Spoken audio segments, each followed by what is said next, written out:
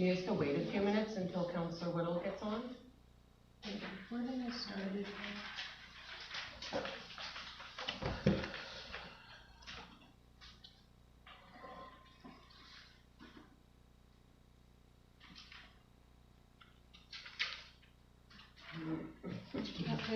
Here he is. Okay. I'm going to call to order then. Okay. Call to order the regular council meeting of Wednesday, April 17th, 2024. Can I get a seconder? Thank you. Oh, maybe still having technical difficulties. I'm going to adopt of agenda 2.1 recommendation that council adopts the agenda. The agenda as presented just has to have a few things moved around. So if you notice in the agenda, item 8.4 under correspondence is where the budget accidentally ended up being put. So I'd like to make the motion that we make the change of moving item 8.5 from correspondence to 7.3 new business. 8.4? Oh, is it 8.4? 7. So it is. Yeah, it'll be 8. Oh, wait, no. Which one? Yeah, under correspondence, you'll see that it is item 8.5. 8.5, yeah. And we're going to move that up to new business 7.4. Oh, sorry. I read 7.3. So 7.4. And just make a note of that. And then as well, with us having a full gallery tonight, I was going to see if the council would like to move our question period up to before we begin discussing any of the budget items, just in case any members of the public would like to make a comment to council or ask any questions. So that's kind of up to you guys, but I'd see what you think. Councilor Rebel? I'd like to suggest 2 question periods, one at the start and one at the end, just to get all the opinions of the House. I'll second the 2 question periods. Okay. So, Ms. Stokes, do you think there's 2 separate motions, the one for the new business change and then the one for, I just want to make sure I have everything in there, or that can all be one? 2? Okay. So, can I get a seconder on the motion to move 8.3 to 7.4? Councillor Wall, thank you. Any discussion regarding that? All those in favor? Councillor Whittle? You in favor? Yeah, I'm in favor. Thank you very much. Okay, and then back to the last motion that Councillor Rebel made about having 2 question periods, seconded by Councillor Wall. Is there any discussion regarding having 2 question periods on the agenda? None? All those in favor? Okay, Councillor Whittle? Sorry, I'm in favor of the 2 question periods as well. That was unanimous and carried. Perfect. Thank you guys very much. Okay. Oh, my laptop's falling asleep. Alrighty. Moving on. So, adoption of the minutes, there's none. Introduction of late items, none. 5.1 delegations. 5.1 recommendation. Council, here's the delegation from Nelkin Outreach. They're not here. Oh, they have not come. Okay. Do you want to maybe, can we put that off and see if they arrive later, Ms. Stokes? Were they scheduled to be here? Yep. Okay, all right. Let's skip that to 5 point. Oh, Sorry, just a point of order. Did we adopt the agenda? oh, sorry about that. Did we? All those in favor of adoption of the agenda? Mm-hmm. Yep. Councillor Whittle? I know. He's just going to keep his microphone on. I think it's gone. Oh, I think I may have lost him. Okay. We'll move on to 5.2 because now Ken isn't here, and then hopefully they'll show up at some point in time. So 5.2 recommendation. Council, here's the delegation from Sherry, Mike Toffer, and the MS Society. Okay. Seconder. Are you seconding that, Councillor Rebel? Yep. Okay, thank you very much. All right, floor is yours. Oh, wow, I don't have anything to say. No? Can you read it? You can read it, and just thank you again for having your discipline May. Yeah, wonderful. Yeah, so May is MS month, and so we're doing the proclamation of recognizing MS month in the village of Pooskapee. So whereas multiple sclerosis, I'm going to say this wrong 9 million times, I did this last year too, is a chronic, often disabling neurological disease affecting an estimate of 1 in 400 Canadians and over 90,000 across the country. And whereas multiple sclerosis symptoms vary widely and may cause symptoms such as extreme fatigue, lack of coordination, weakness, tingling, impaired sensation, vision problems, bladder problems, cognitive impairment, and mood changes. And whereas there is no known cause of prevention or cure for multiple sclerosis, and whereas MS Canada is the only national organization in Canada that supports both MS research and services for people with MS and their families, and whereas annual fundraising events such as the MS Walk, MS Bike, and A&W Canadian Burgers to Beat MS campaign support programs to enhance the lives of people affected by multiple sclerosis and their families and support MS research in Canada. And whereas since 1948, MS Canada has contributed over $218 million towards MS research and is grateful for the dedication and commitment of its supporters and volunteers that has made this possible. And whereas together we will find ways to connect and empower the MS community to create positive changes and see a world free of multiple sclerosis. Now, therefore, I, Danielle Beach, the Mayor of the Village of Poughkeepsie, of the Province of British Columbia, Canada, do hereby proclaim this month of May 2024 to be MS Awareness Month for MS Canada. Thank you. Thank you very much. Sign it.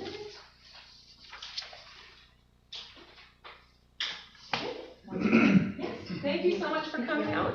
Have a safe trip and drives, and I know you're jet setting all over the place. All over the place. Thank you very much for coming out and seeing us. Hopefully I didn't speed read that too fast. All right.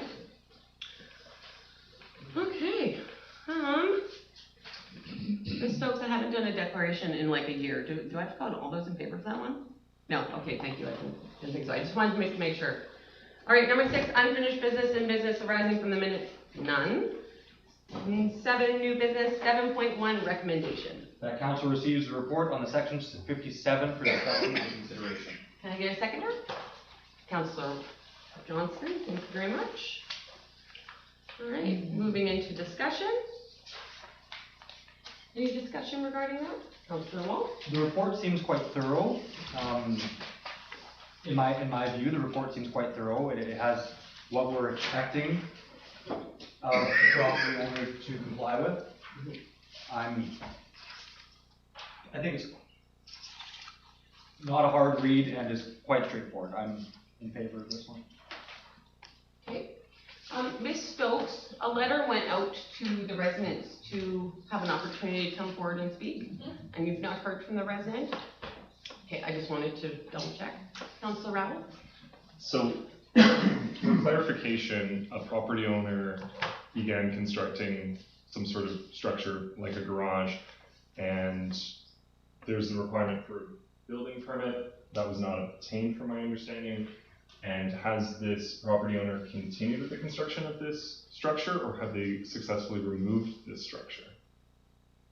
Therefore initiating section 57. Yeah, so according to the report that we have here from our building inspector, the building has been built and completed and is being currently used, and is not permitted and is built on the right of way, yeah. Yes.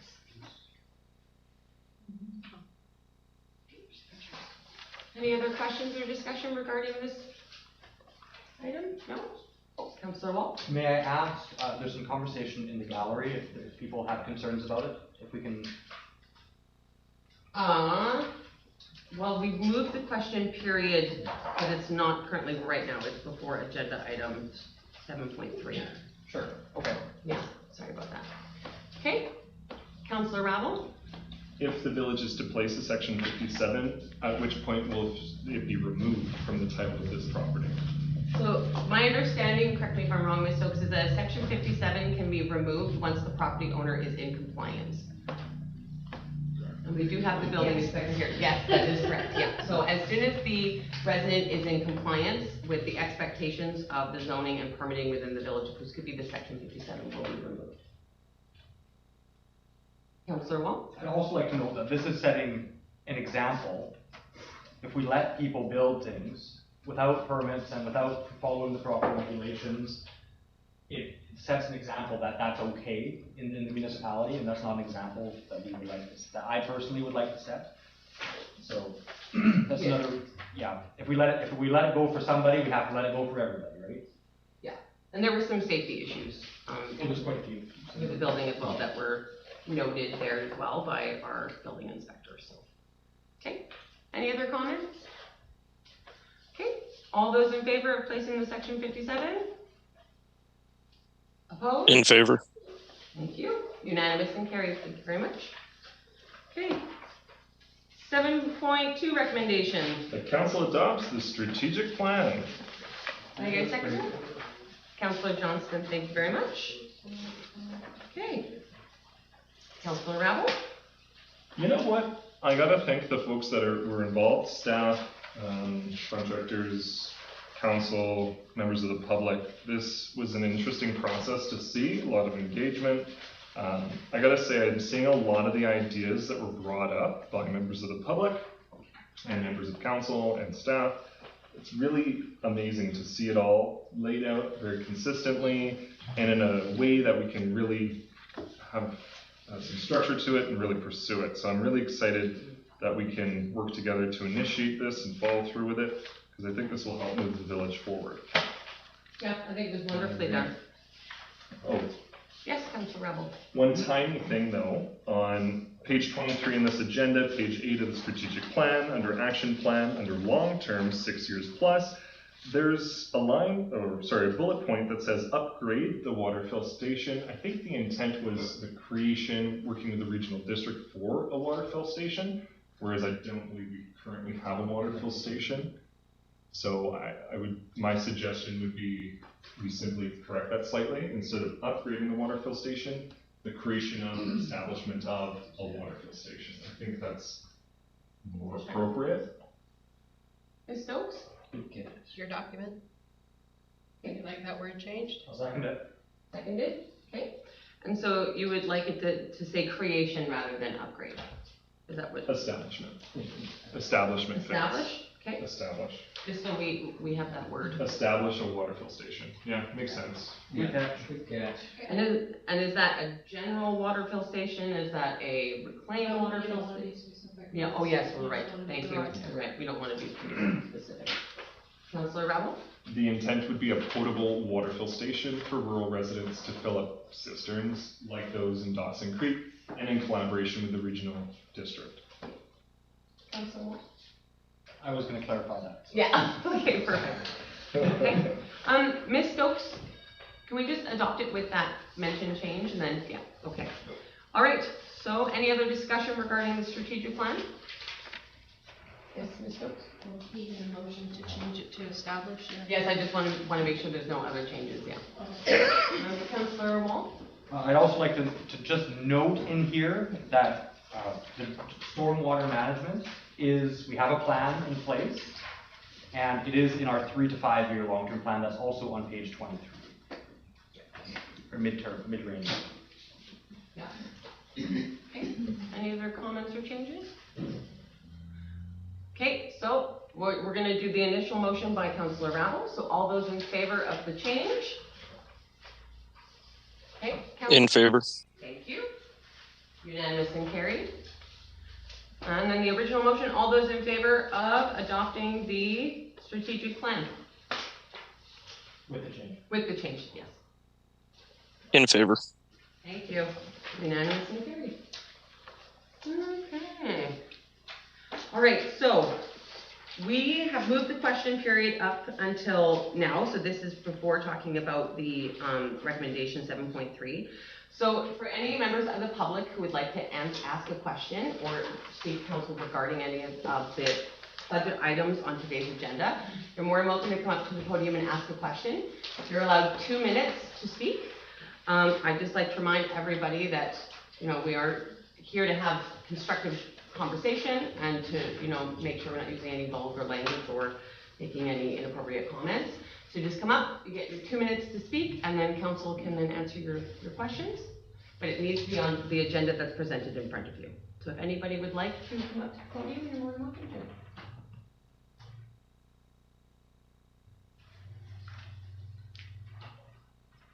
Somebody. No, nobody would like to come up? Okay, thank you. And then we will move on to recommendation 7.3. Recommend that council reconsiders the motion made and demand drop as per the mayor. Okay, so my understanding is with the recommendations, which I've had to look into, It's the original motion that gets put back on the floor, so I did go back on the video and watched. And the original motion that was put forward by Councillor Wall is that we approve the purchase of the truck. So we're going to be voting exactly on that, and as far as what me and Ms. Stokes can find, there's not much discussion, it just goes straight to the vote. Okay? No discussion? Nope, it just goes straight to the vote. I didn't see anything that technically said that we move into discussion and then vote. So, the vote is then going to be put back on the floor. So the vote is that we approve the purchase of the truck. So, Point of order. yes, Robert's Rules of Order requires any motion on the floor to have discussion. okay. He does technically have a point. We could always. It's up to you. You do Yeah. what you want. Okay. Do you want to put the original motion back on the floor, and then does it need to be seconded so we can move into that No, discussion? reconsideration does not need to be seconded. I've already clarified that with you, Bill. Okay, perfect. All right, so let's move into discussion. Point of order. Yes. This was reconsidered at a previous meeting.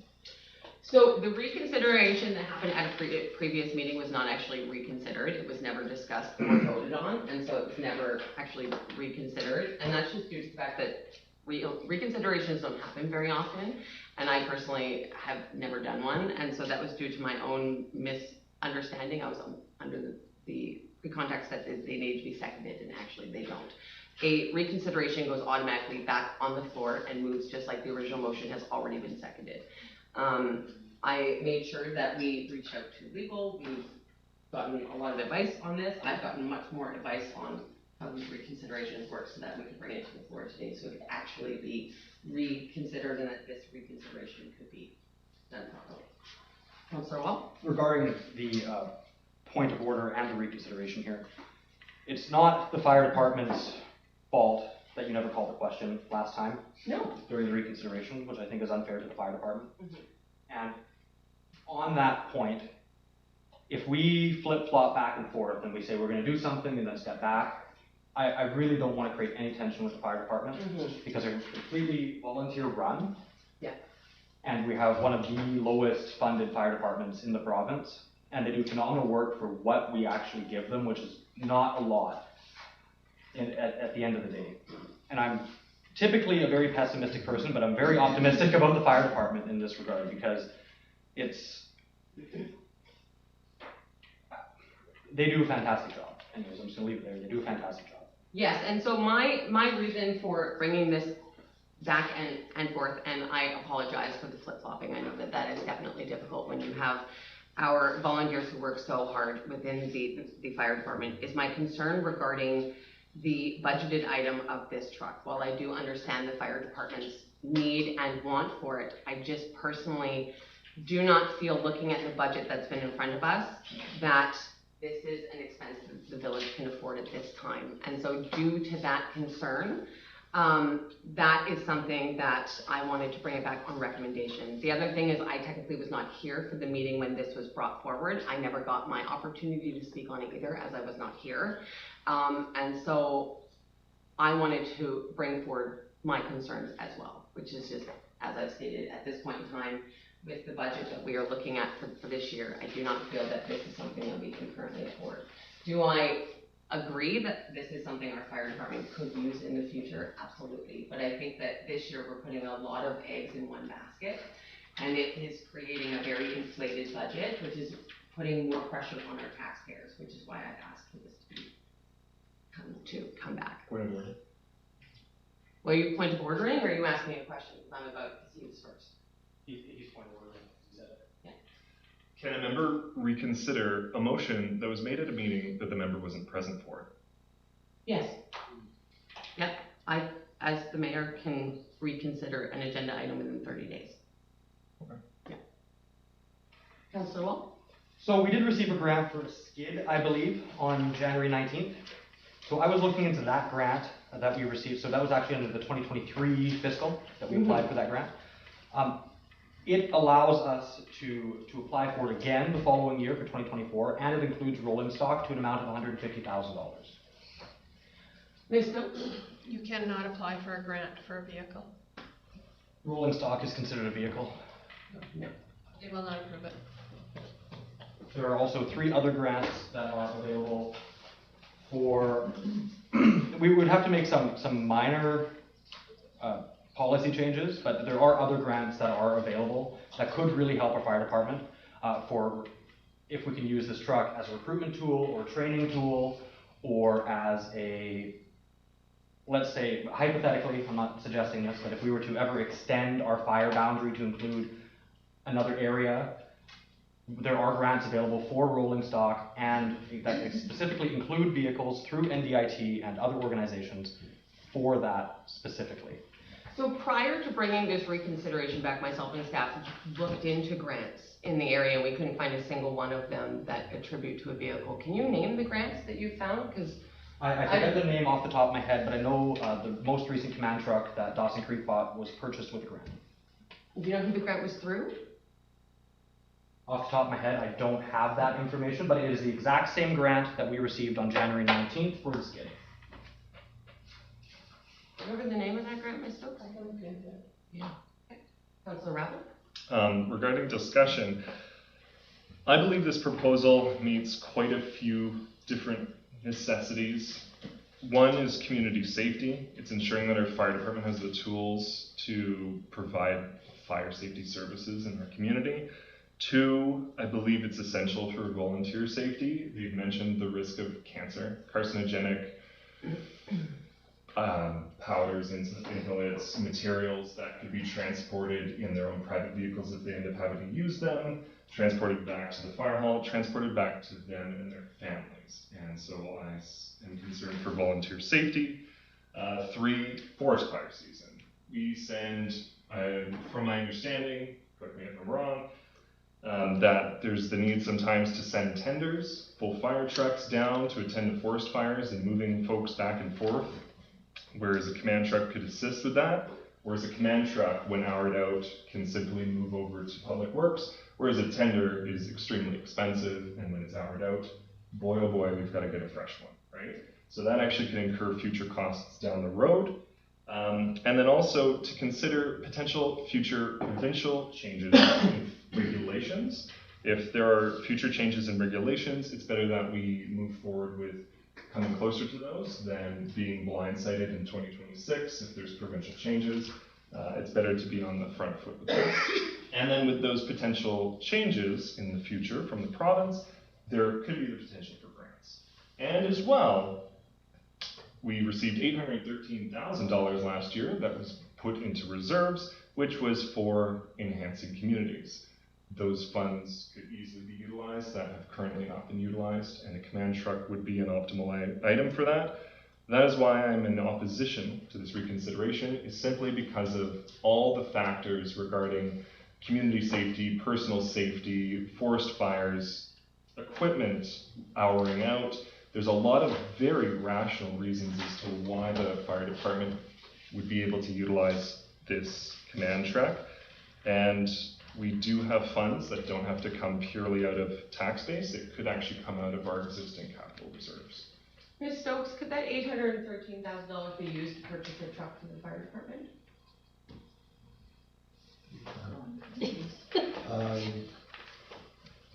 That's a really good question. The growing communities. I think it's infrastructure, so I don't believe equipment would follow that. Following that, I'd have to go to the specifics on that. My understanding, yes, as well. So I just Growing community fund, no, you can't use it for, I just looked at it today. That's for infrastructure, am I correct? Yes. Yeah, so that's sort of some of the issues that we are running into. The other thing I did before looking into this more as well is looking into the communities that do have 2 command trucks. Dawson Creek has 2. They have a population of almost 15,000 people.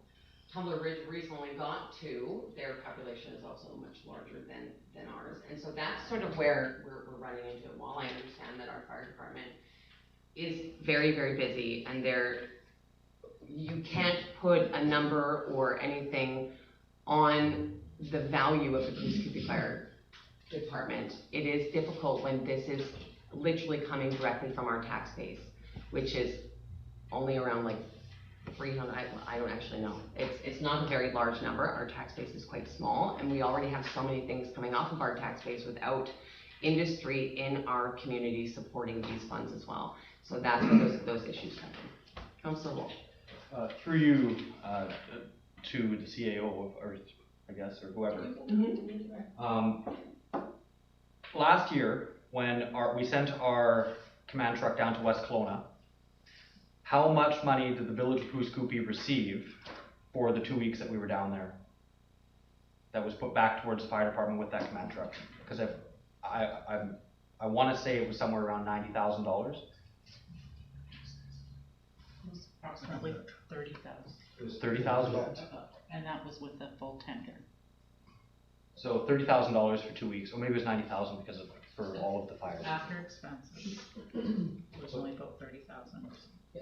So after expenses, it was $30,000 that the village of Pooskoopi received for sending a truck out for 2 weeks. And that's extra money brought back into the municipality from having one truck. And they requested us if we could bring more, and we just did not have more to give. This is an investment. And when you bring up the fact that Dawson Creek has a larger population, Tumbler Ridge has a larger population, that is correct, they do. But our service area is very comparable in size. And I feel it to be very unfair for us to expect our volunteer firefighters to travel into the woods in their own personal vehicles, causing their own wear and tear and damage to their own property, and that we're sending them when we could be sending them in our own vehicle and be making a return on investment. Mr. Stokes, do we not normally send our firefighters in the fire truck to fire calls, or are they physically driving in their own vehicles to every fire call? Depends which vehicles are required. All right, well, awesome. Okay, so we will continue with a little bit more discussion, and then we should call because we could continue going around and around. Councillor Rabel? My final 2 points will be the volunteers who volunteer for our fire department already sacrifice their time, income from jobs, time with family. I do not want them sacrificing their health and their own personal vehicles. The second point is I simply cannot wrap my head around the fact that in all the gas tax revenue, in all the fair share revenue, with all the NDIT funding potentially, with the community enhancement grant, that it's not purely and solely on the shoulders of taxpayers. There must be funds that we can utilize that we already have. The gas tax alone should be able to cover this. I simply don't understand. That was $900,000 last year, somewhere approximately, I believe. I simply cannot comprehend that it's purely on taxpayers. I believe there are other funding sources we receive municipally or provincially or federally that could cover the cost of this expense. Equipment is definitely one of those typical areas where many of those grants and monies do not cover purchase of equipment such as pickup trucks and stuff, but I do understand where you're coming from. I'm going to call the question. So the original motion was that we approve the purchase of the truck. So all those in favor? I have a question on the question. Oh, Is yes. So is it all those in favor of the original question, Yes. or all those in favor of to reconsider it? No, it's all those in favor of the original motion. So to vote yes would be to approve the truck? Yes. Yeah. Okay. So I'm just going to read it again for clarification. So the original motion is all those in favor that we approve the purchase of the truck. Okay, Councillor Whittle? In favor.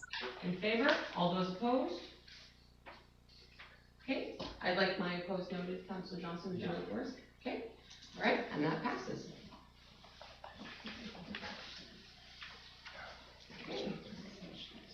Moving on to the new 7.4, which I gotta scroll down to where, Council receives, I know, it's 7.4 recommendation. the council receives the fourth presentation of the 2024-2028 budget for discussion and consideration.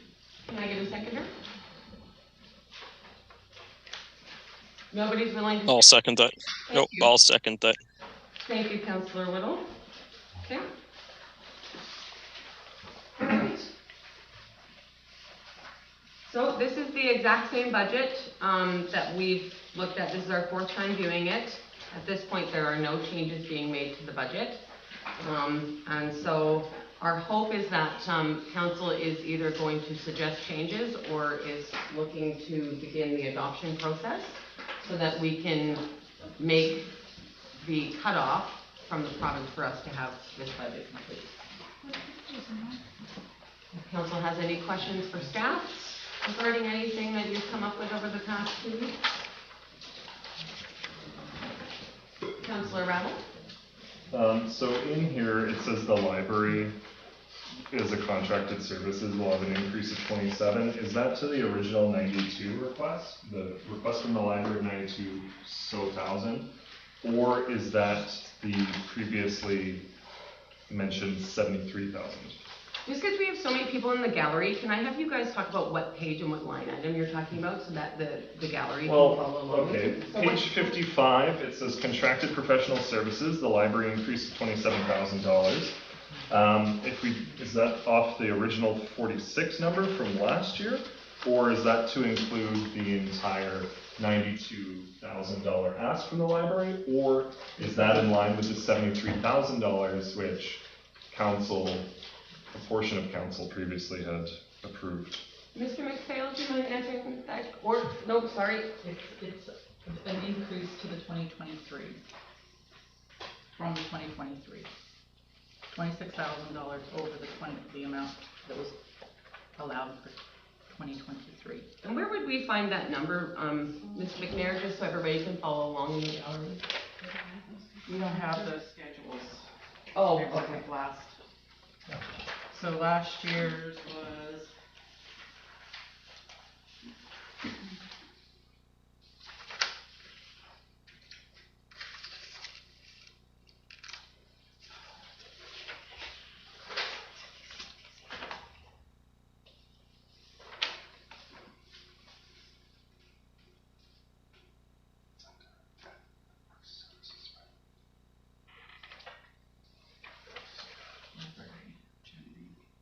$45 last year. It was 45? Yes. Okay. And this is showing an increase of 23,000 based off of that number, but the library budget was approved at 73,000 at the last meeting. Yeah. Thank you. Any other questions? Councillor Wall? Is the $1 million proposal for the park next door in this budget? Because if we're discussing things like purchasing command trucks that we need, I think a place to start would be a $1 million park. When Taylor built a beautiful park not too long ago for under 300,000. Yeah, so you'll see that the park is not in this budget because the park is grant dependent. In no way will the taxpayers be funding the cost of the park. That's why the park's not in the budget. Because it's grant dependent and it's based off of us going out to oil and gas companies. I've met with Pemima, I always say their name wrong, Oventive. There's been multiple different oil and gas companies I've been approaching over the past year, and then there's multiple grants as well. So that's why the park is not included in this. And during the discussion that we had regarding the park the last time where council made the decision to put out a survey, that was the reason why I pushed for us not to put out the survey, is because it is grant dependent. And it makes it more difficult applying for grants. That's what's going on. Okay. Councillor Rebel? Have extraneous expenses like meeting meals been struck from this budget? Ms. Stokes? No, because we weren't given direction to do that. There was no motion for it. And the meal budget only came to a total of $600. And then, did that include our meals for conferences and stuff too? Like that's, no, so that's just, yeah, okay.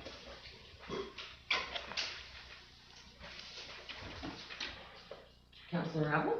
I believe it at least symbolic that we're not taking on additional expenditures, that the taxpayers aren't paying for meals for council meetings or council like anytime council meets, there shouldn't be food provided. That's an additional expense, and therefore move to direct staff to strike any sort of council gathering food funding to be struck from the budget. Just before anybody seconds, I just have a quick question. If we strike that, does that mean when we do our meet and greets with the community and stuff, we can't supply coffee and treats for the residents when they come? Is that's under the same item? So we can or we can't? We can't. Okay, so that's, my only concern with doing that is we do hold information sessions with the public. We've held community meet and greets. And we do often find that sort of if you feed them, they will come, which sounds terrible, but it's true. And so while I understand your concern about the extra expense, maybe the recommendation should just be that unless we are holding something for the public or an information session, then we could just be consciously aware of not having food available. Okay, I appreciate your Yeah, amendment. that's what I'm thinking. Ms. Stokes? Oh, sorry, Councillor Wall. It's fine. I have a question and a comment. Does that include staff meals and things like that? That's $600? There are no staff meals. Staff meals. Birthdays, things like that? We don't do that. Because the number that was said 2 meetings ago was quite a bit higher than $600. But we don't do staff meals here, No. unless it's a Christmas party. Okay, and then, You guys are part of it. and then my comment is, we're all getting paid to be in this room, on this side anyways. Why can't we provide the food for the public? Like, it doesn't have to come out of taxes. Like, it's not that difficult to go to Subway and buy a bunch of subs. So my only concern with that is, well, not everybody is in maybe the same financial situation that you are. I'm just gonna put that out there. And as well as that, then is that I'm not in a just very council good financial that- situation. Well, not everybody is in the same financial situation, so I would hate to demand money from other council members or other members of this board if they don't technically have it. So that's my only concern, is that we're pre-assuming that. And on top of that, then is the expectation that staff have to provide food from their own money as well. Like, that gets very convoluted. That's my only concern with that. Ms. Stokes?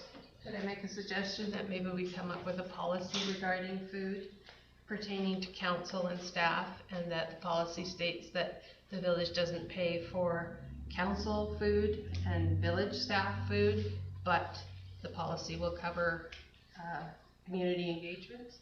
Yeah. Something And to then, that effect, where we pay for the food for community engagements, because nobody in this office is gonna willingly put their own money forward to pay for public engagements, I'll tell you that now. I'm not suggesting that staff do it, I said council. But No, nobody that's should not have to, happening either. nobody should have to. That's, But we could create a policy, Councillor Wall, that states that the only expenditure on food is made for community engagements. and then is that food budget including our, like, volunteer appreciation barbecue? Does that include our Christmas party for the That's fire separate, department? that's separate. That's all separate, okay, perfect, thank you. I just wanna make sure that those things are still able to happen within the community. Okay, and so, is that an amendment that, like, would staff like to make that amendment, or would you like to look into the policy and keep that line item there and then just develop a policy? I'd like to develop a policy. I'll second. Yeah, so I haven't had a seconded motion, so I'll Yes. rephrase. Perfect. I put the motion on the floor to direct staff to develop a policy. Hold on. Hang on, she's writing. I put the Okay. motion on the floor to direct staff to develop a policy that prohibits food and meals for council in regards to gatherings, and gatherings including council meetings and other, strategizing sessions or whatnot, Workshops. and for village staff at those meetings, and that there's an exemption for members of the public at public engagement sessions, but we should put a public number there that's quite reasonable. Anyways, the point is, and then that's the end of the motion, I've put it on the floor, but the justification for it is we have to limit wastage. We have to make sure that this is a slim budget. The easiest, first place to start is the fruiteries, is the excess, right? We can bring our own food, we can bring our own water, we can bring our own coffee. Like, that's on us, right? I'll second this motion to develop a policy. Okay. Any discussion around the policy? All those in favor? Councillor Wood? In favor. Thank you, unanimous and carried. Okay, well, you saved $600, so we'll keep Councillor Rabble. Okay, on page 55, the new command truck is being calculated at 210, whereas the previous motion was for 150 to 170. With that approximate $60,000 to $50,000 in savings, which I assume would be under the protective services line in Schedule A 2024 forecast, page 57. That would decrease it from 416 to say 366. Skid units included in the compensation?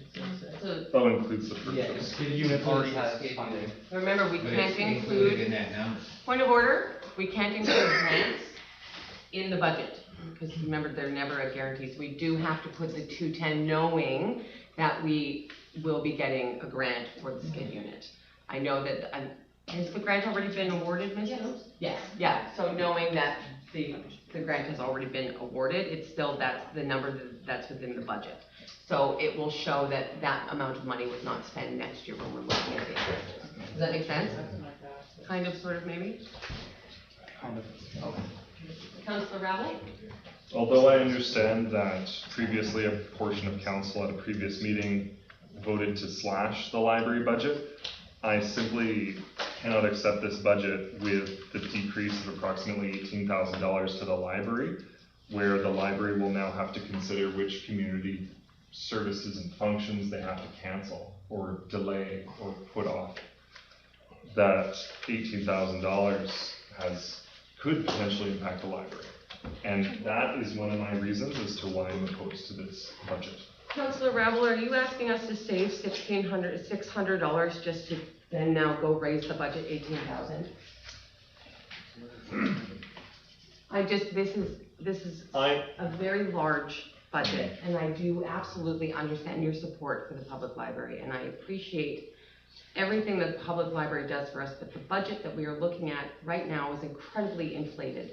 And we're talking about cuts, and this is something that keeps happening on repeat. We're saving a couple of $100s, but we're spending a few thousand 10 minutes later.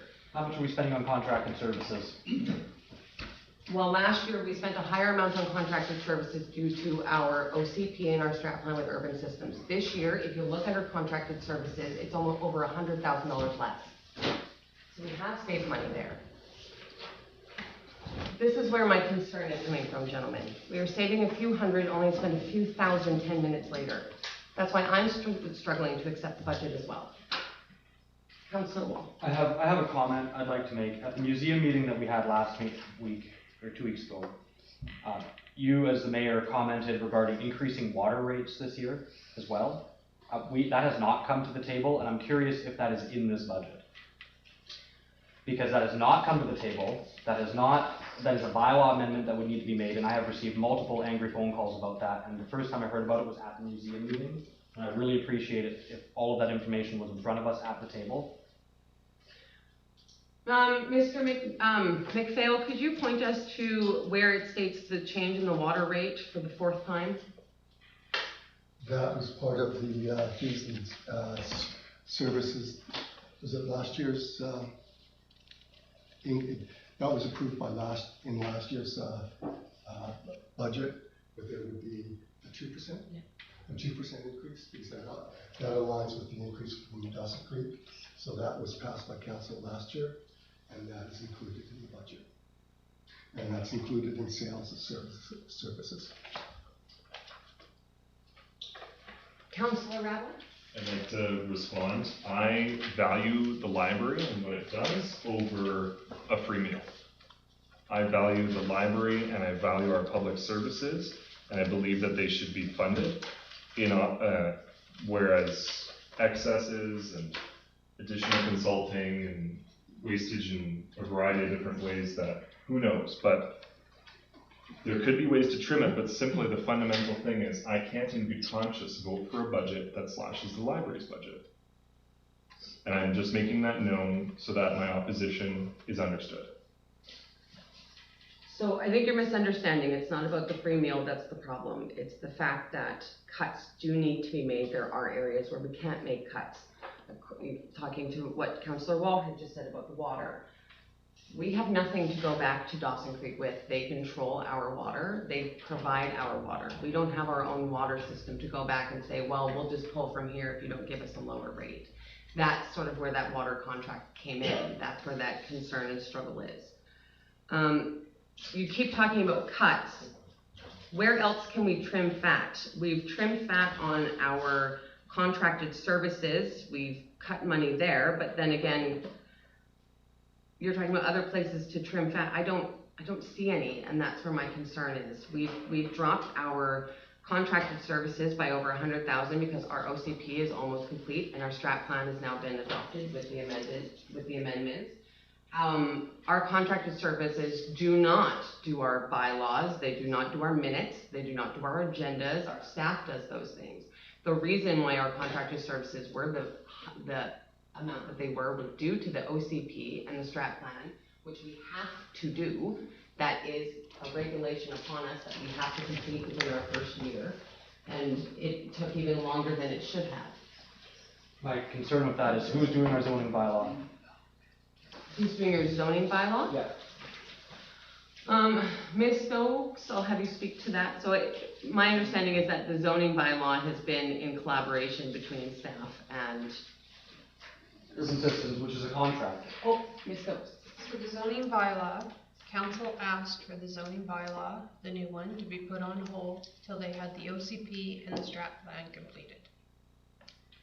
So nothing's happening with the zoning bylaw. My problem with your comment is that you're saying that contractors are not working on bylaws when I know contractors are working on bylaws, such as our zoning. On certain bylaws, yes. On certain bylaws there, like our DBP, our zoning bylaw. Yes. So the last 2 bylaws we've done, or have been working on. How much does that cost? We don't. Zoning bylaw is Yes. close to $25,000 to $30,000. When we have staff in-house that could be working on that. Not on the zoning bylaws. There's too What many about the different. DBP bylaw? Those are specific bylaws that we don't have any training in. The You don't bylaws get that those. we work on are things like your water bylaw and the sewer bylaw and the tax bylaw and the financial plan bylaws. Those are the bylaws we know about. We do not currently employ anybody that does the DBP bylaws within our own office. And so then that's when it does come to the fact that we don't have an employee that has that training. So then we have no choice. But with the village's bylaws, as Ms. Stokes has said, like our water and our bylaw officers and animal bylaws, that is done in-house. My major concern is when you say that things like the bylaws aren't being done, that's simply a lie, and that's why we have so many people in the room here tonight, is because it's hard to understand the budget when they're hearing one thing, when the facts are, or they're hearing one thing, or they're hearing something else, and the facts simply don't line up. Like contracted services, we could reduce that if we had staff working on the bylaws, which we employ staff to work on bylaws. We don't have to, our finance, which I don't see it attached in this agenda unfortunately, but there was that first budget meeting where we had that late item that was not made available to the public. Yes, it was. It's in the agenda and it's in the minutes online. And it was on the last agenda. But when the public asked for it, it was not available, and What do you mean when the public next asked for it? meeting- Nobody Stokes? called me. Ms. Stokes, point of order, please, thank you. And at the next meeting, when I asked for it to be put back in, It was. it was not brought forward. It's not in here. It's not in here. There's a $140,000 budget line for financial services that we're on top of our already paid CFO and contracted financial services. I still have not received an answer. I've asked 3 meetings now. What does that $140,000 pay for? So we do And it's have not in our, this budget. Where is it? we do have our contractor here. Mr. McPhail may be able to answer that specific question to what item number,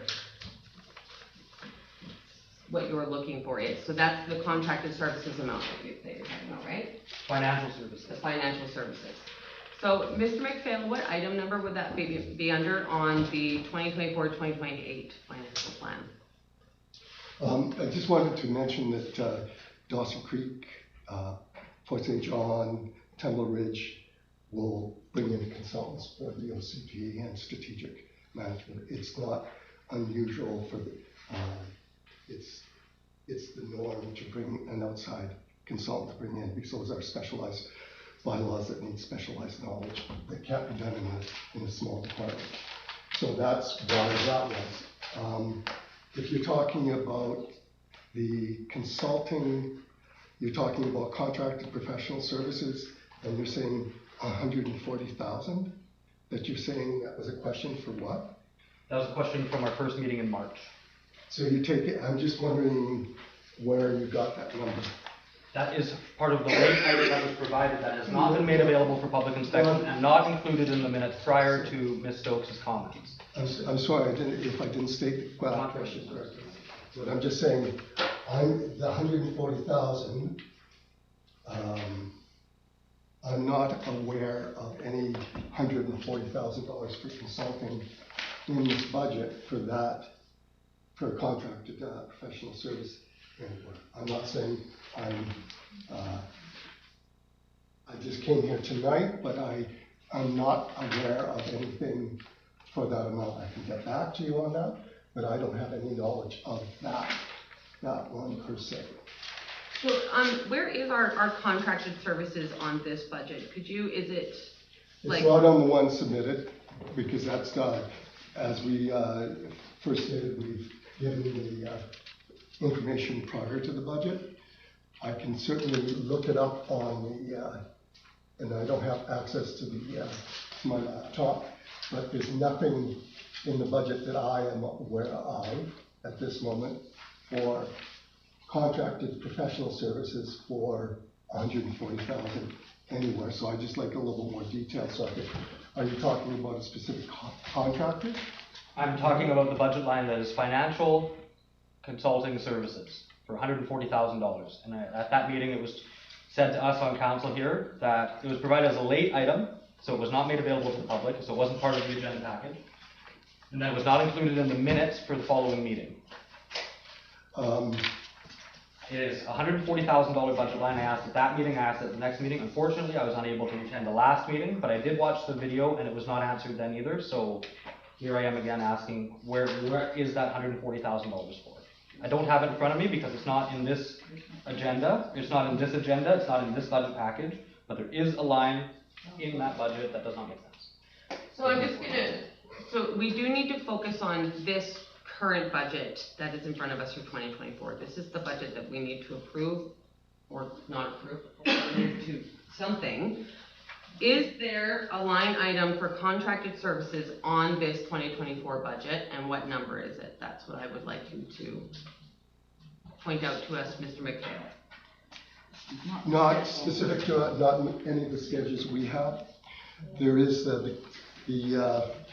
in the budget, the total expenditures for contracted professional services is $914,000. That includes everything from the tourist to the library to many other 2-year contracted services for the bylaw, my services, and so on. So there's nothing in here for $140,000. I see. Just a minor correction there. We don't have a tourism information center, so. I mean the museum. The museum is our tourist information center. And so in this budget here for 2024, we have budgeted I'm just looking for the exact number for the contracted services. Sorry. There isn't one. No. No, okay. Thank you. I just wanted to make sure that was clear. Councillor Rowell. Clarification. So is the 716,221 for municipal property taxes? This is referring to page 57 for the 2024-2028 financial plan. Is that the number that potentially would be generated from this 10% increase, which I'm opposed to? I suggested 5, but that didn't carry. Anyways, 716 is because of 10%, and is the first question. And then the second question is this a balanced budget? Because it will lead into what I'm about to ask. Okay, so if I'm correct, Mr. McPhail, that 716 is including the 10% tax increase for this year. Yes, the 716 also includes your water and parcel taxes, and also includes and some grants and lieu and so on. So that's why it's not the. As to your answer, is this a balanced budget? This is a balanced budget on paper as long as you misuse the PRA money. Yes. To balance budget. Am I correct, Mr. McPhail? Yeah, you haven't allocated the monies to the capital budget, which you have agreed to with the ministry. Yes. So it is a balanced budget as long as you misuse the PRA money, yes. Councillor Rowell. I've looked through the PRA, I can't find specifically where it's stating misuse, but what I'm getting at is, okay, so unfortunately, council previously moved forward with the 10% increase. It provides the revenue of proposed revenue of $716,000. Anyways, the point is, okay, so this is a balanced budget with all the proposals and all the pieces to fund all of our various services. But my main sticking point, well, two sticking points, is eliminating wastage, which unfortunately is very niche and too operational for this body, from my understanding. But the main point is, okay, it's balanced and it's got an increase, but we've moved a partial defunding of the library. I can't in good conscience vote in favor of this budget because of that. Because I've spoken to so many folks in this village saying that their children spend time there, that the librarian works with their children, the contributions of the library to the community, and all the different services that they do at their own expense and with their own time. So although it's a balanced budget, although it has all the things that we need to have this village function, except the decrease to the library. And that's where I'm just simply identifying my main sticking point for this body. Councillor Wolf, thanks for patient. At this table, who has read the PRA agreement? Because you bring it up every meeting. Who has read the PRA agreement? Put your hand up. Where in the PRA agreement does it say it needs to be spent on capital expenses? Because I've read it 3 times in this last month, and nowhere in there does it say anything about it needing to go directly to capital. So it's not misusing the money. Dawson Creek does not spend it exclusively on capital. Fort St. John does not. Taylor does not. Shetland does not. Hudson Hope does not. And Tumbler Ridge does not. That's every municipality, and Fort Nelson doesn't either. That's every municipality in our region. And we're the only one that's saying we're going to be misusing the money if we don't spend it only on capital. So I don't know why we're shooting ourselves in the foot, increasing taxes, trying to allocate money and put money in reserve when at the end of the day, it doesn't say it in the agreement. So if you can come up with the line or the page, or we all have a copy of it, if we just highlight it and go, this is where it says, maybe I'm not reading it fully, but I've looked 3 times, I cannot find where it says it needs to be exclusively on capital projects. So the PRA money is a 70-30, so it's 70% on capital, 30 to operations, and that is the across the board agreement. That's the agreement that most of the municipalities in the area have. Am I correct? Is that 70-30? Most other the other municipalities are 80-20. Oh, 80-20. Okay. 80-20. In reference to Councillor Wall, for example, Tumbler does meet the requirements of 80-20, and because I did the budget for this year. The only municipality in this area that I'm aware of, besides Kuskoopie offside, is Dawson Creek, and they have been, that was with the previous administration, a goal that they wanted to wean themselves off, because you are offside with the agreement and you can jeopardize that agreement. Yes. Councillor Woodall? Yeah, so a couple things. Mr. McPhail, with the plan that you've given us or laid out for us in the 2024 to 2028 budget, this puts us that slowly weaning Kuskoopie off that PRA money. And then the other thing is could we elaborate a bit more if this body can't come to an agreement on a budget, what the ramifications could be of that? Well, I'm aware of that. If we can't come to an agreement on the budget tonight, then the Minister of Finance will have to be called in. Not tonight. No, not tonight. But if we don't meet the overall, if we cannot decide or come to an agreement, that's where it will eventually have to go. So this is the 4th time the same budget has been brought back, and we just sort of keep going around in circles. So there is that concern there. Yes, Mr. McPhail. Just for information, you have to have the approved budget submitted to the ministry by May 15th. Yeah. If you do not get it done by that time, I've never heard such a thing, but you need to send out the taxes, because there's also the regional district monies there is the school tax, the police tax. So it's more than just, and more than half of the requisition or taxes are outside, not simply us. So it behooves us to pass this by May 15th. Councillor Rabble? Okay, it's to cite in response to members, memorandum of understanding between the province and the region for the payments in place of direct access to unincorporated industrial tax base, also known as the Peace River Agreement. Objective, number 6, the objective of this MOU is to address issues respecting historical infrastructure deficits, capital, parity, responsiveness, local autonomy, accountability, certainty, industrial competitiveness, economic development, and regional infrastructure needs while having limited precedent effect with other local governments in British Columbia. In addition, Councillor Rabble, I'm sorry, I'm going to call point of order. Okay. It's not appropriate for you to read from a document that, one, the public does not have and no other member of council at this time. I'm going to point of order that right there because we're referencing a document that the public does not have, and he's reading the part right there where it says we can spend it on what you're trying to tell the public we're not allowed to spend it on. So that's my only concern. And we're is that- banking money. I'm still in my point of order. We're banking money. We're taking money from the public and we're putting it in savings and then saying we have to increase taxes because we're offside, which, what does that mean? Are we in compliance or not compliance? As far as I know, we're in compliance. And then asking the province for money, and we're saying we're offside, all of these things, just for the purpose of increasing taxes. We have the money, we have the agreement. Can you please let the other member read the agreement so that the public is aware of where this money is allowed to go? So my only concern with that, Ms. Stokes, is it appropriate for a council member to read from a document that is not put in front of any other member of the board or the public that is here? I personally have never seen that. You've been referencing it the whole night. I have been, yes, and it is a document that each of you should have read, hence why I've been referencing it. if I This is a public document. Yeah, so does the board need a motion or can you just? I'm pretty close to being finished. Yes, with no, it. I just want to make sure that we're sort of doing everything. So, it's fine? Okay, thank you.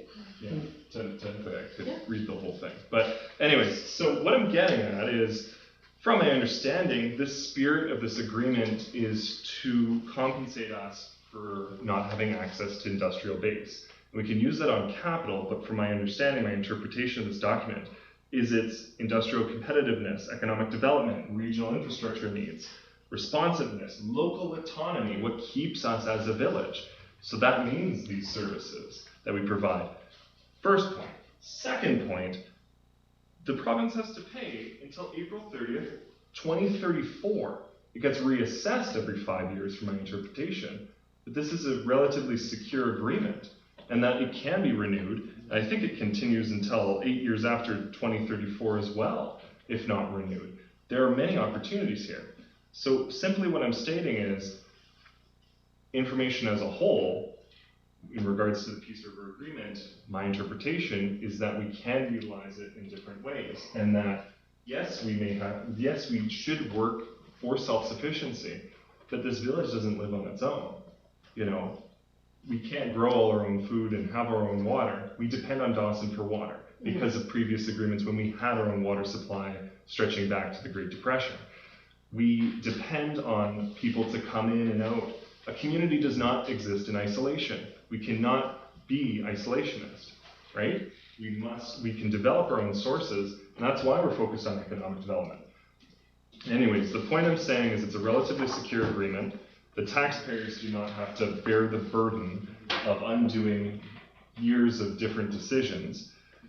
This is a balanced budget. And then the third point would be, then therefore, if we cannot sort this out, and in order to prevent ministerial objection, are we able to move forward with an extension then? I wouldn't want an extension, I'd like this body to come to a conclusion, but I cannot move forward when a necessary public service is in jeopardy. Those are my points. Okay. Are there any other questions that we can answer for staff? I guess the one question we did receive is, Mr. McPhail, are we under compliance with the PRA agreement with this budget?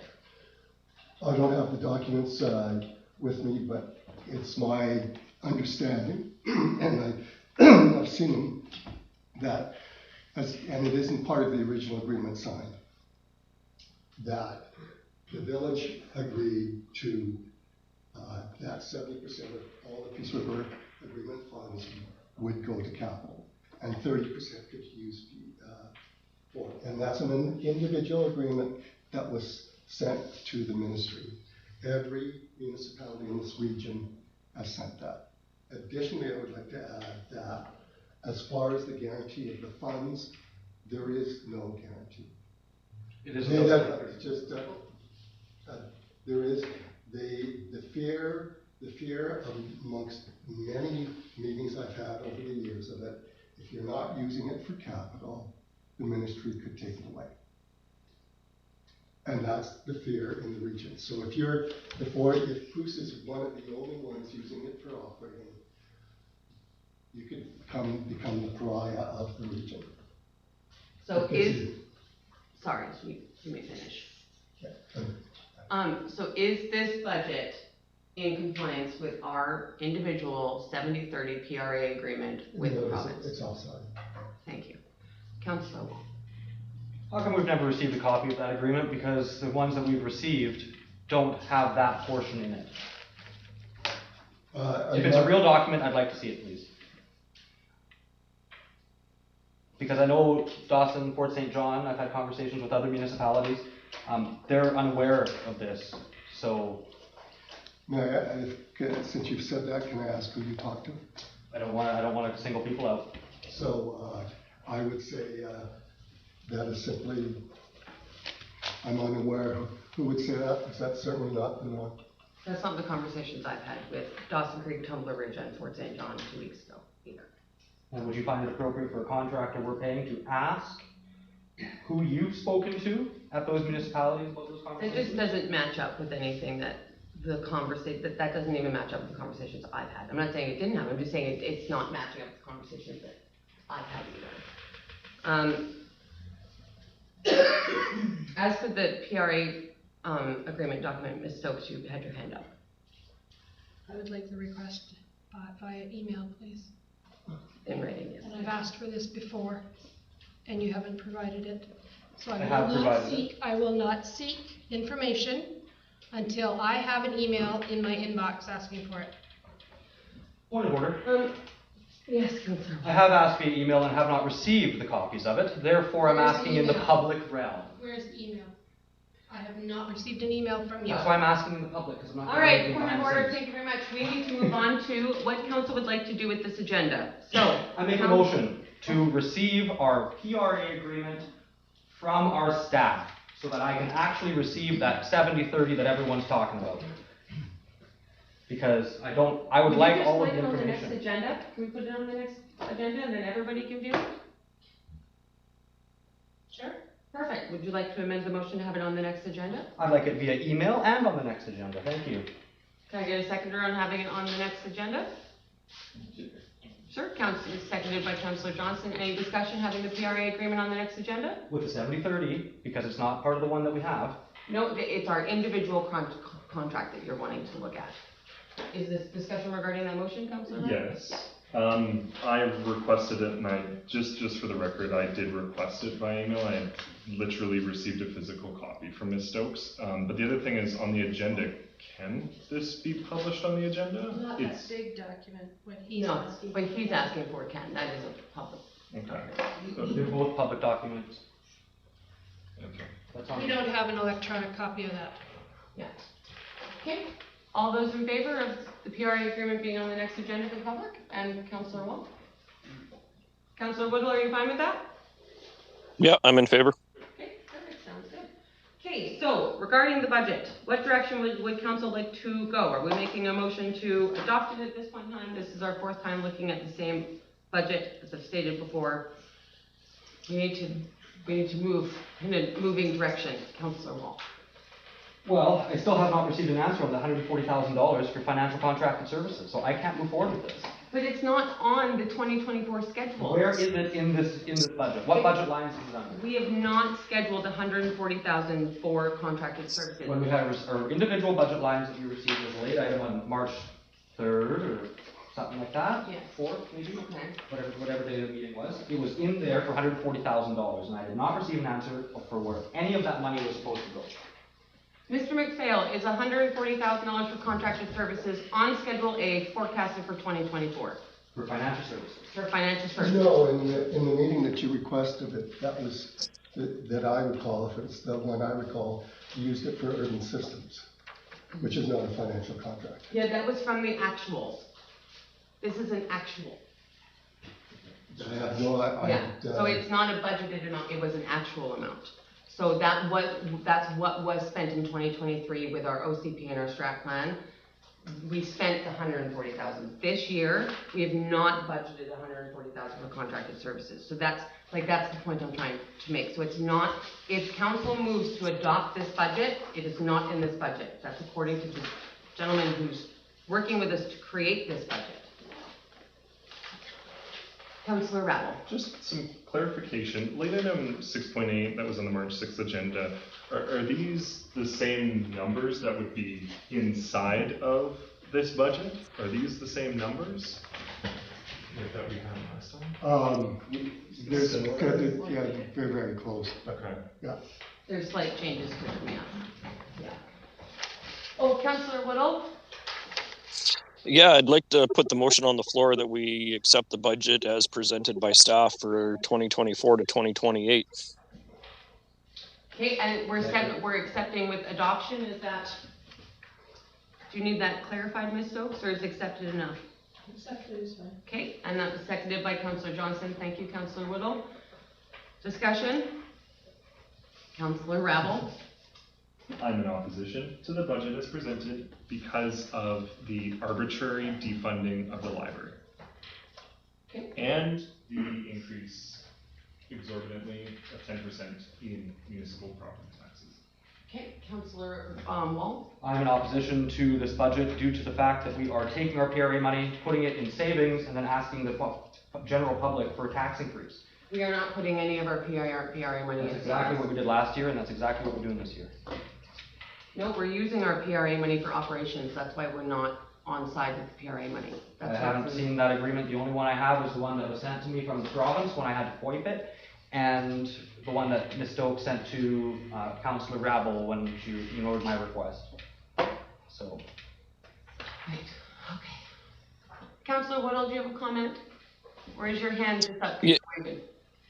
Yeah, so my only comment is if everyone's going to stand high on their soapbox and not give an inch on this, we're just going to continue the same thing we've been doing for the last 4 meetings, and it's going to result in the ministry coming in and making the decision for us, right? And which then we lose some of our autonomy at that point in time. So I'm in favor of it. I know it's not a perfect budget. I don't think we're ever going to come up with a perfect budget, but it's one of those things that if we don't move forward, we're going to get left behind. So I'm going to vote is in favor of the budget as presented.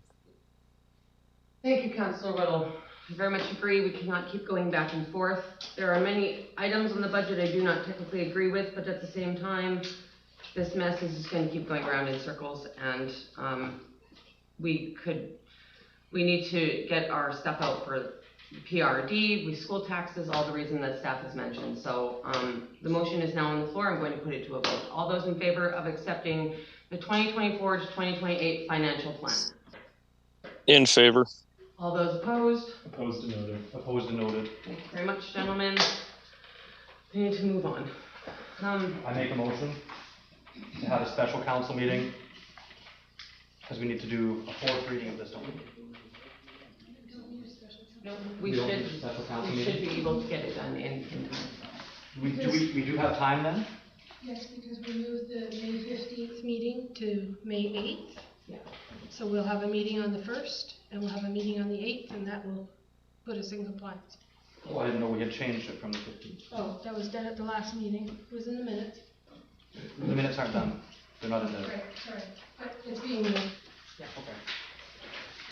Okay, perfect. I rescind my motion then. Oh, thank you. Moving on to number 8, correspondence. 8.1 recommendation. Recommend that council I guess we don't have to read them all, do we? Unless we want to read them. I know, I wanted to talk about 8.2. Anybody want to talk about 8.1? Well, I do have a question. So, Okay, that so go council ahead. receives the letter from the Minister of Housing as information. Seconder? Councillor Wall, thank you. Councillor Rabel? Okay, so it sounds like the Minister of Housing is informing us that there may be changes because it hasn't been approved. Do we need to take action or simply just wait to see if these come into effect? That's my question. In regards to bills 44, 46, and 47. My understanding of this letter at this point is that it's just for information and just trying to give us a bit of heads up of what's coming forward. Ms. Stokes, do you know of any action that is required on behalf of the village district? We're already dealing with all of this. Okay. It's part of the small scale housing legislation that's coming up. Thank you. Any other questions regarding 8.1? All those in favor of receiving for information? Okay, In favor. thank you, Councillor Whittle. 8.2 recommendation, that council receives the resolution from the city of Port Alberni for information. Can I get a seconder? Councillor Rabel, thank you very much. I feel that this absolutely needs to be supported by us. Like, we are facing accessibility and housing and care issues when it comes to our seniors in our community. I've recently been advocating a lot for our rural seniors in the area. I met with Northern Health on Monday at the Northern Health Board meeting, and rural seniors was one of my large topics. I wrote a letter to Northern Health today regarding my concerns regarding rural senior housing. Last week, Ms. Stokes and I met with the regional housing lead and the community living of BC to discuss accessibility in our community and the gaps that we're facing. Again, the aging in place and accessibility is a huge concern for seniors, so I know that this is hopefully going to make it onto the NCLJ floor, and I will definitely be keeping a lookout. At this point in time, they're not asking us for a letter. But yes, Ms. Stokes. I just want to point out that this is not for NCLGA. Oh, what's this one for? This is for their divisional, it's the equivalent of NCLGA, but it's for them. It's called AVIC. They're in a different geographical area than we are.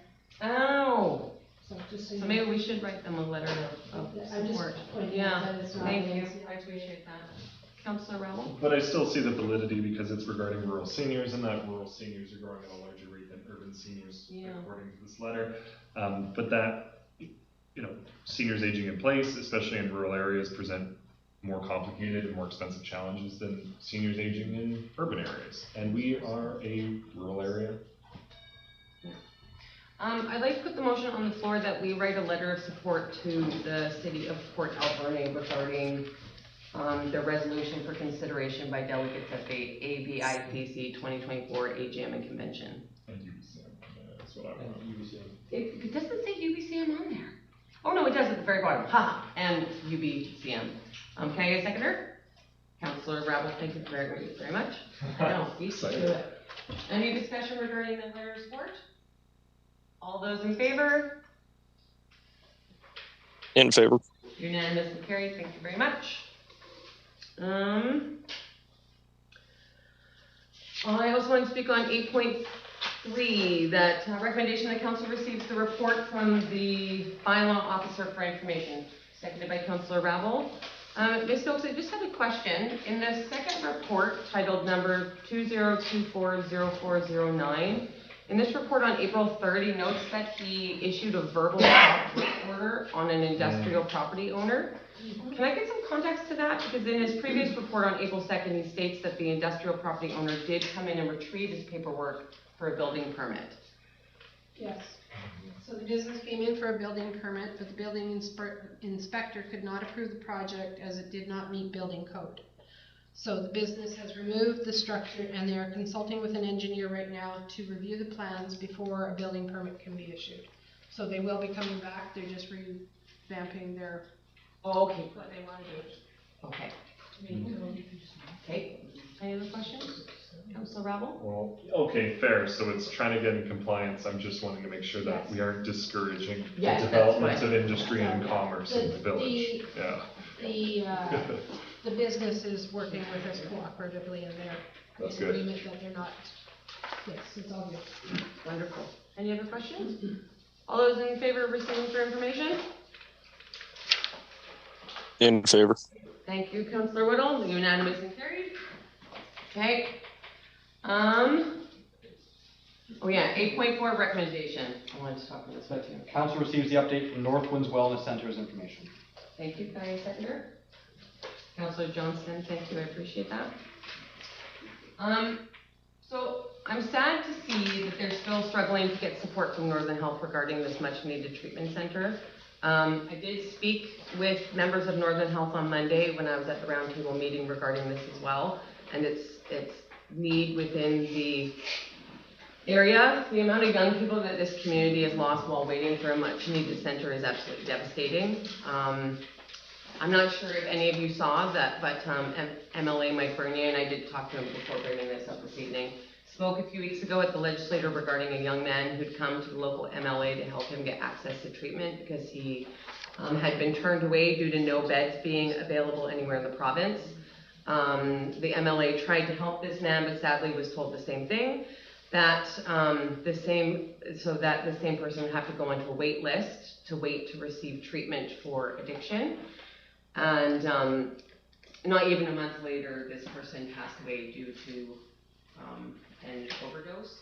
And I knew this gentleman, and you know, he is one of the many young people in this community that has died due to drugs and addiction issues within the northern area. And we are losing our young people at an alarming rate.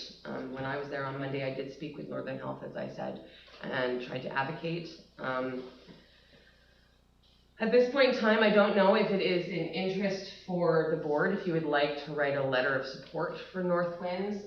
Northern Health is they are supporting a 10-bed treatment facility, 10 or 14 beds actually, I'm not 100% sure on that number currently, treatment facility for detox within Northwinds, but they're not willing to put forward any capital. They are going to help with the operational expense, but they're not willing to help to put forward for the building expense. So they've had to decrease the size of the original project, and right now only phase 1 is currently being constructed.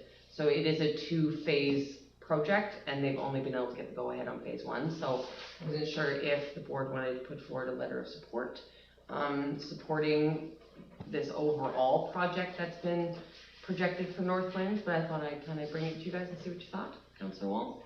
In regards to the Northwinds development, I'm curious if we could approach them as a community and say, hey, if we could move that main entrance in their plan from coming off of the subdivision behind to instead of ambulances and things coming down 51st Ave and through the residential neighborhood, if they could put in, because I know the issue was that for the size of the facility, now that they couldn't have a direct access off the highway without a left turn lane and all of these other things, but if they're reducing the size of that, I'm curious if we could allow them to have an access from the highway. Because there were some concerns from community members on 51st and 52nd that would be experiencing that noise. I know there's been talk about that before, and I think there was a reason why they couldn't do it from. It was too large of a facility. They were, because of the amount of beds they were having, they were required to have a left turn lane on the highway. But if they're reducing the size of it, I'm wondering if we should approach them and see if they're below that initial number and allow them to have that without a left turn lane. I'm not too sure. That might be a good. Well, it might be a good way to have Mr. Hernandez come in and maybe approach council and sort of have that discussion with the new plans that are much smaller than what they had originally projected. I know their plan is to try to get the whole phase 2 project completed, and they are trying to continue with the larger project. It's just at this point in time they only have a coverage for a bit of a smaller one. So I'm not 110% sure how that would work. I'm just letting you know. Councillor Rabel, and then you. Okay, Councillor Rabel. Okay, so this was moved forward by previous council. From my recollection, the only 2 instances where this has been brought forward to this council was a delegation that was interrupted, to say the least, and then a petition that was signed by members of our community that I don't believe was really followed up with. And so this is the tricky piece, as of course I want people to be well and off drugs and have recovery and have treatment. But in the same hand, it's when it's located within a community, because it's requiring access to municipal services like water, heat, power, and whatnot, it becomes tricky because I've heard of concerns of people voluntarily being admitted and able to discharge themselves. The concern I've heard from community members is if they're able to walk around the village and go throughout the village. So it's this balancing of concerns of course I want people to get well, obviously. But on the other hand, it's what's the safety of the community, right? So this is the balancing act. I don't think this council has been given a fair shake. I've been told many times that, oh, well, it's just a done deal. You'll just have to move forward with it. You're just a rubber stamp. So I'm a bit concerned for sure, because it's walking a tightrope, right? You know, it'd be lovely to see it, but in the same hand, when it's right in the middle of the village, it can pose potential problems. So I'm gonna go Councillor Wall, Councillor Whittle, Councillor Johnson. Councillor Wall? So I did attempt to ask a few of these questions to Mr. Hernandez at the council meeting that occurred, but then our CAO attempted to exclude me from that meeting and conversation. Moving on, yeah. Well, I'm just bringing that up. So I would like the opportunity, and I brought this up before, for Mr. Hernandez to come back to do a presentation to council regarding Northwinds, and for the Ministry of Transportation to do a delegation with them regarding that access and what is actually going to be taking place on that facility. So I will make that a motion that we ask that Mr. Hernandez from Northwinds Wellness Center and that the Ministry of Transportation have a delegation to council regarding the construction of that facility. Because I was kicked out of the meeting, as we can probably know. Kate, can I get a seconder for that motion? Councillor Rabel? Kate? I'm sorry, I'm thinking. Kate, all those in favor of having them come back for delegation? I'm in favor of Hernandez. In favor.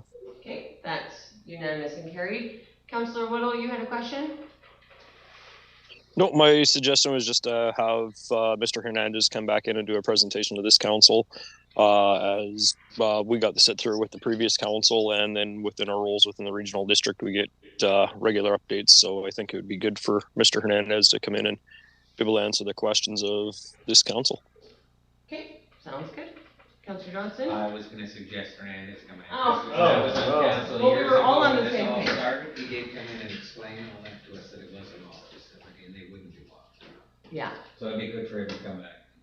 Okay. Get that piece of council up. All right. Well, then let's kind of hold off until that happens. So we'll just receive this for information. So all those in favor of receiving for information? Where did that do? No? In favor. On receiving for information. Are you in favor, Councillor Wolf? Yeah. Yeah, okay. Unanimous and carried. Thank you. I'm opposed. Oh, sorry. Would you like your post noted? Yes. Also, is it possible for the maps to be corrected? I sent it to you by email. And it was more corrected? Well, when it printed, they've got their maps on these big Yeah, pages. they're very large So now. when I go to print it, it doesn't, but I did send you guys all the email. Okay, and you had wanted your post noted? Sorry about that, Councillor Rebel. Okay, alrighty. Moving on to the CAO report.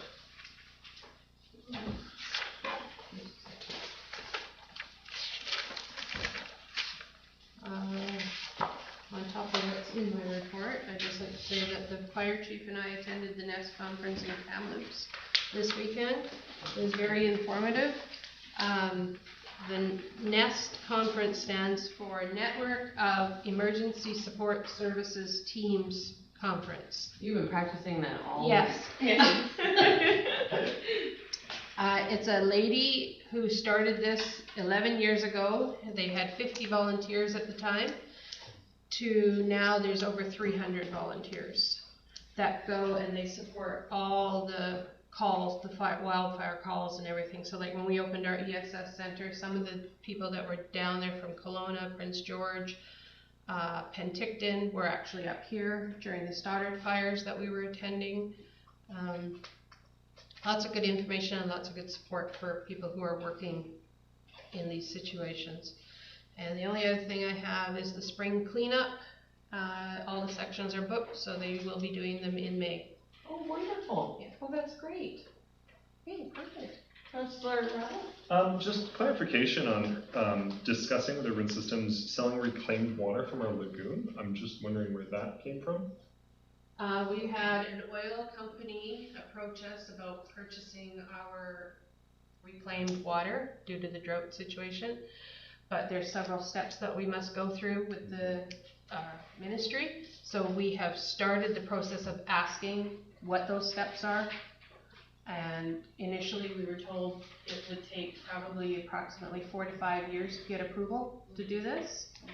And this one company is reaching out for a one-time thing. Since then, we've been given some other information that we're following up on, that it may not take that long. It might only take us 6 months, where they will offer us a temporary permit to sell. Good. Councillor Rebel? Just some concerns on that. I appreciate, the innovative approach to reuse wastewater and whatnot. Dawson tried that several years ago, built a massive plant, and it's a beautiful plant, and they did a wonderful job. But my understanding is they're experiencing some difficulty getting people to purchase it. I hope we don't have to build such a facility ourselves.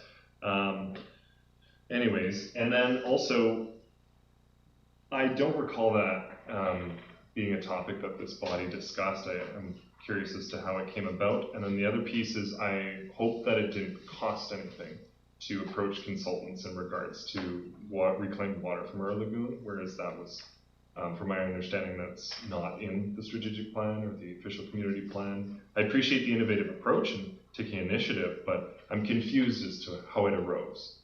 So, yeah, so to answer the first part of your question, no, we would not have to build a facility.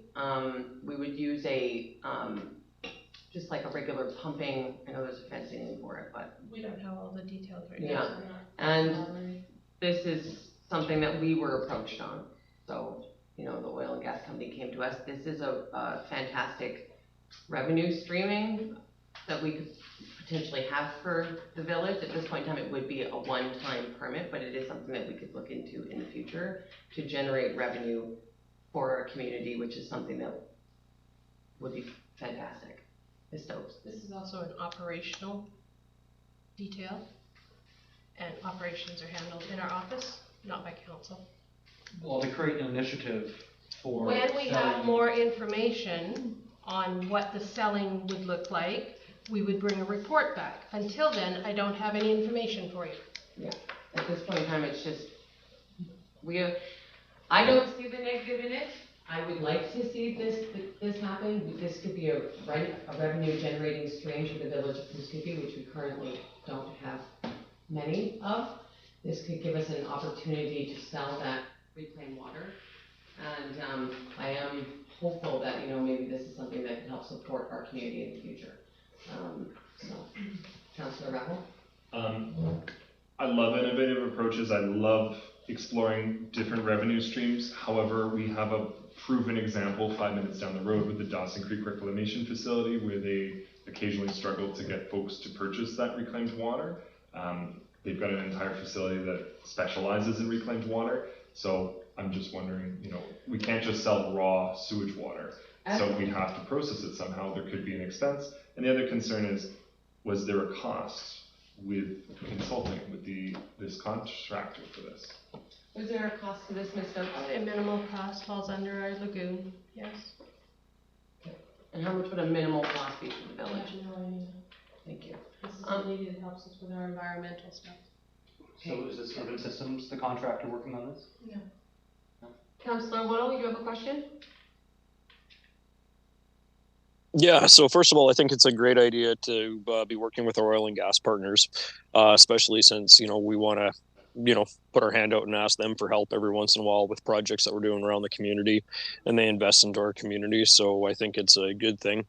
The other thing is if we can facilitate this, is it possible that it can be lined up in such a time that would help facilitate the work that has to be done on those settling ponds up, or that final stage of the lagoon for removing cattails and that kind of stuff, right? Is that something that would aid this process, or is it, that's kind of what I'm getting at, I guess.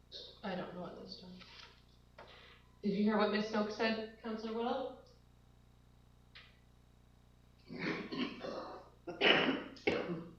Councillor Whittle, did you hear what Ms. Stokes says? She said at this time she doesn't have the information on whether or not those dates would line up. Okay, no, but thank you. Councillor Wall? So my concern with this is, I think reclaiming wastewater is a great way to go, especially in a drought. But the concern that I have is when we did the water treatment facility tour, I forget the numbers, but many millions of dollars it costs, like more than 10 million. I know that for sure. It cost Dawson Creek to build that little facility that is very underutilized. Like there's some oil companies that use it, some don't. Even some of the trucking companies prefer to go to farmers and take dugout water. So my concern with this is a potentially multi-million-dollar project coming out of a staff report that council has given no direction for, and you say that they came to us. They did not come to us. I haven't seen anything about that until this agenda. So the reason... And I'm being told that it's operational at staff. Well, if it's tens of millions of dollars, that should be up to us. And when the report needs to come forward, it'll come forward, but I don't have any information for you yet. Okay, and so the reason why this oil and gas company came to us is because with the new water restrictions that have been put in place within Dawson Creek and in the area, more and more oil companies have been using the water reclaim facility, and they actually don't have enough reclaimed water. Like they have more demand for water than they have reclaimed water. So that is sort of what has created this shopping around aspect that's currently happening, is because they are literally using their daily allowance of water every day. And so oil and gas, with the restrictions that have been put on, have been looking for other places to purchase reclaimed water from. So that's why they ended up approaching us. So I know that does seem very out of left field, but that is exactly how that came about.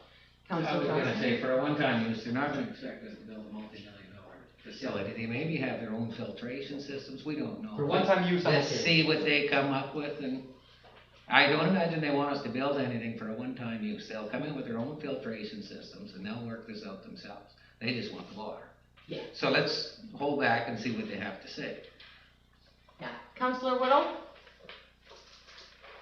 Yeah, I'd like to put a motion on the floor that we authorize Ms. Stokes to continue looking into this and bring back a report when it's appropriate to council.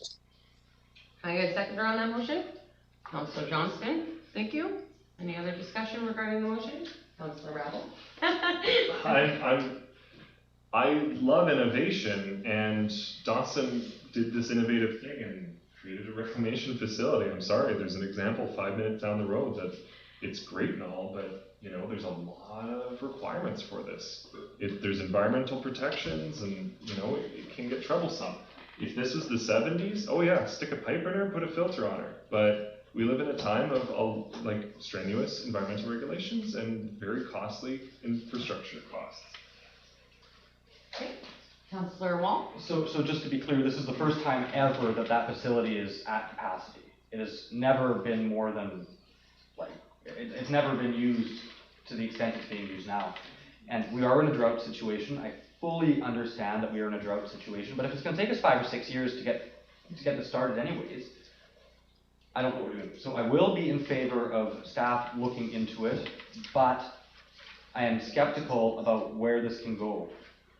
But I don't want to spend money on it. Can we say staff can look into it at no additional cost, no contracted services? No, we can't. We don't have the knowledge to deal with the lagoon and the output specs and what the government requires for the permitting. Could staff not simply phone the contractors that are already working at the lagoon, or contact the Ministry of Environment to see, or maybe even Dawson Creek that has their own facility, to see how they did it, without spending thousands of taxpayer dollars on contracted services? I don't even know if they have an answer to that question, because this is such... My question was, can they phone Dawson Creek to see how they did it? Yes, I know, but there are certain things that they would have to look into regarding regulations with Northern Health, with the province, and with everything else. So that's Dawson Creek's already done that. Right. Councillor Rattle? I love innovation, but when we have many projects that sit on shelves that we pay contractors to do all these assessments and stuff, it was never seen the light of day. We have a clear example where long-term it won't be feasible. I think it's a cool idea, sure, but we literally have a place that sells reclaimed water 5 minutes down the road that already does it. And I don't know if it's worth it spending money looking into something that's most likely not going to work out. I appreciate that industry wants to innovate and that we want to innovate and we could see a revenue stream, but I don't think that's how it's going to work out.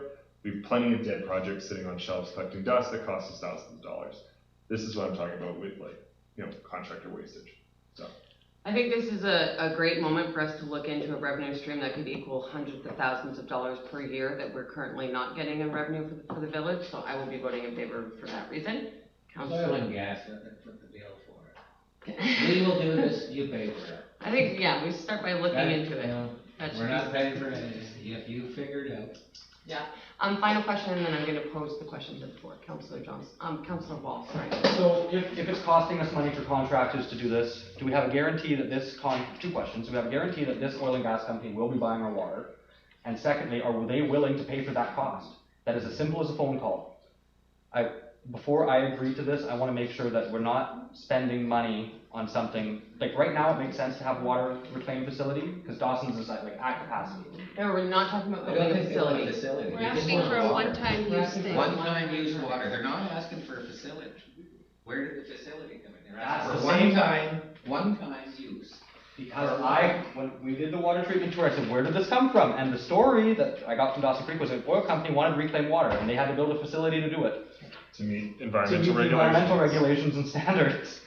So, Alright, well, we should look into it. So let's pose the question. All those in favor of staff looking into the reclaimed water process? Councillor Whittle? In favor. All those opposed? Opposed, noted. Opposed Opposed and noted? noted. And opposed noted. Thank you very much. That passes. Alrighty. Moving on to capital and special projects is not done yet because we're still working on the budget. Council calendars. We are halfway through April, but is anybody piecing out for the end of April or May? Councillor Wall? yes, so I will be out of town from the 27th or 20th, let's just say the 27th, to the, of April to the 5th of May. 27th of, April to the 5th of May. okay, so you're gonna be missing that May 1st council meeting, hey? That's correct. Yeah. Are you able to zoom in by chance? Probably not. I will be driving from Calgary to Vancouver. Oh, okay. Yeah, no, that would definitely make I mean, we could pull over somewhere nice and have a nice background, maybe. it. If they have Wi-Fi, actually, maybe. I'll let you guys know if I can find a spot with Wi-Fi along the way. Okay, sounds good. Anybody else? Okay, anybody else for the calendars? I would just like to let council know, the Doig River First Nations on April 24th, the Wednesday, they are holding a Treaty 101 session and UNDRIP information session at Doig River First Nations. I'm going to attend this. All the resource sector people and ministers are going to be attending this training session, and I was personally invited by Doig River to attend as well. This is a great opportunity for me to meet some of our resource sectors. So I'm going to be driving out on my own dime, if that's true, and attending the meeting and training with Doig. So I can advocate for the North and our community on my own dime. So you're fine. Councillor Rattle. Just clarification, the council meeting is moved to May. Yes. Perfect, okay. Just because the calendar. Notification will be going out after this meeting. Oh, perfect, thank you. Anybody else? If anybody would like to attend the April thing, you're more than welcome to attend with me. So just invited, you're more than What welcome. day is that? The 24th. May. Oh, Councillor Whittle, what's up? So yeah, I'm out of town until the 27th. I'm back, and then I will be out of town for the May 8th meeting, but I can attend via Zoom again. Okay. Thank you. I appreciate that. Okay. Councilor Rabble, do you have anything to add? No, it's already there. Oh, it's already there? Yeah, It's on there. I did it last meeting. Oh. Thank you for your. Nothing like your partner sitting at the table being like, remember No, that one thing no, we had I- talked about? Yeah. Yeah, something just. Okay, we're gonna move on to reports. 10:01, Councillor Johnston. I have nothing to report. I'm sorry. Okay. Councillor Rabble, report. Okie doke. So I attended the Child Care Task Force, which it's hosted by the school district. So they're essentially, long and short, Child Care Task Force was real. It was neat. It was seen as a need to help improve and advocate and figure out where all the missing pieces are in the north for making sure there's enough childcare spaces. The MLA was present for this meeting. A councillor from Dawson Creek was present. Folks from the city of Dawson Creek staff. There was all kinds of other folks, YMCA, community partners, Northern Health, all the different pieces that fit into childcare. Really good task force. I really appreciate the movement they've been getting on it, because I'm one who wants to see the YMCA childcare center come to, well, there's some pieces to it that need to all fall into place at the right time so that we can have that for fall 2024. And so it's just encouraging folks to apply and finding out more details about it and really just getting all the pieces in place, because I think that's going to be a fantastic community service that is funded through the YMCA and the province and all these other things. Anyways, that's that piece. I went to the gun show here in Dawson. Need to just talk to folks and see what they're up to and talk to everyone about all the different things going on in their lives. And it was good to just touch base with people. But it's good to see folks out and about, and a fantastic group of folks coming out. And it's just another piece that comes to Dawson Creek quite frequently, which attracts folks to this region. Anywho, I attended a library meeting and conveyed the news of the $73,000 budget. There's concern. There's an emergency library meeting this week to discuss what programs may have to be cut, what events may have to be cut, what other community services and functions might have to be cut.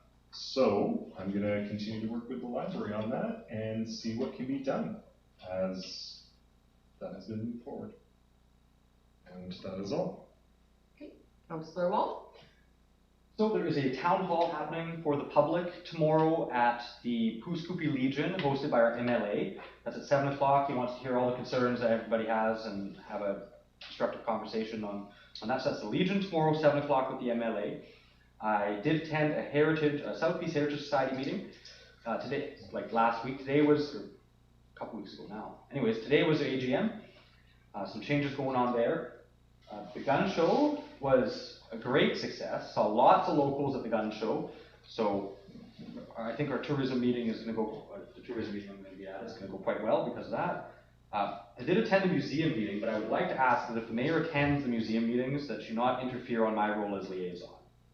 Oh, I apologize. I never meant to interfere on your, I was actually there with the food bank, but they were asking me the questions. I apologize if that came in as an interview. Well, in the minutes for one of the previous meetings, I was unable to attend because I was there was a situation I had to deal with, and it was suggested that the museum contact the village office and write a formal complaint to council to get me removed as the liaison because I missed the one meeting from you. Oh. I remember them. I don't remember that, but okay. So I would just, if you would like to have those conversations with the museum, if you could please go through me because of the budget cuts that have happened. Mm-hmm. There is some tension there as well, and I would like it to be one person that the communication goes through so that there isn't confusion. And when in communication with them at their meetings, if you could let me make my own reports instead of trying to do things like that as well. I appreciate that. Right. Well, I was at the museum meeting on behalf of the food bank, as I am with the food bank, and then I volunteer as well for the May 1st opening. I'm May 11th. May 11th, thank you. I'm a bit concerned about this tension you're talking about, seeing as I've been meeting with the museum staff this week and next week regarding my volunteer time that I'm doing on May 11th, but I will double check with the museum and make sure everything is fine there. Just due to the budget cuts and perfect. Yeah. The budget cuts and some of the conversations that were happening at Okay, yeah, no, I will double check with them. Thank you very much. Anything? Well, I'm asking you if you could please go through me, the liaison to the museum, because if you would like to take over my portfolios, you could have them, but there's no reason for me to be a middleman. Like, what I'm saying is, if you're gonna go and do it anyways, there's no point in having me as the liaison in the role. I think the more representation we have with our boards, the better, but no, that's. But if you're overstepping the liaison role and making motions at the meetings and things like that, it makes it more difficult for me. Right. Anything else to report, Council? The museum grand opening will be on the 11th of May. So that is coming up shortly. And yeah, I'm looking forward to that. There was one other thing. There's always one other thing. Oh, the Fort St. John Northern Heritage Trail Society meeting is happening on the 26th of April, and I will be going to Fort St. John at my own expense to go to that AGM. I'm really looking forward to it. That was my last thing, so there you go. Okay. Councillor Whittle, do you have anything to report? Nothing really to report. Had some good conversations with fellow councillors this last week and touched base with the fire chief. When I get home, I have plans to touch base with the RCMP. Other than that, yeah, that's about it. Okay, thank you very much. For me, on April 4th, I attended the Peace River Regional District meeting. I sent out the report to everybody on that. Ms. Stokes, if we could include my PRD report in the minutes of this meeting, that would be great. The PRD report, we touched on the temporary use permit for Mudfest that's coming up again on this next one. We touched on the wildfire update. We spoke on the village request for the resolution. They had deferred it, just wanting to sort of find out some more information about it, and seeing as no one was at the last meeting, they had waited till I attended. So I spoke on behalf of that, and they will be keeping a lookout for it at the NCLGA. And yeah, and then April 8th to the 9th, I fielded multiple calls and messages from concerned members of the public regarding the budget and the work being done on 47th. I attended the gun show as well.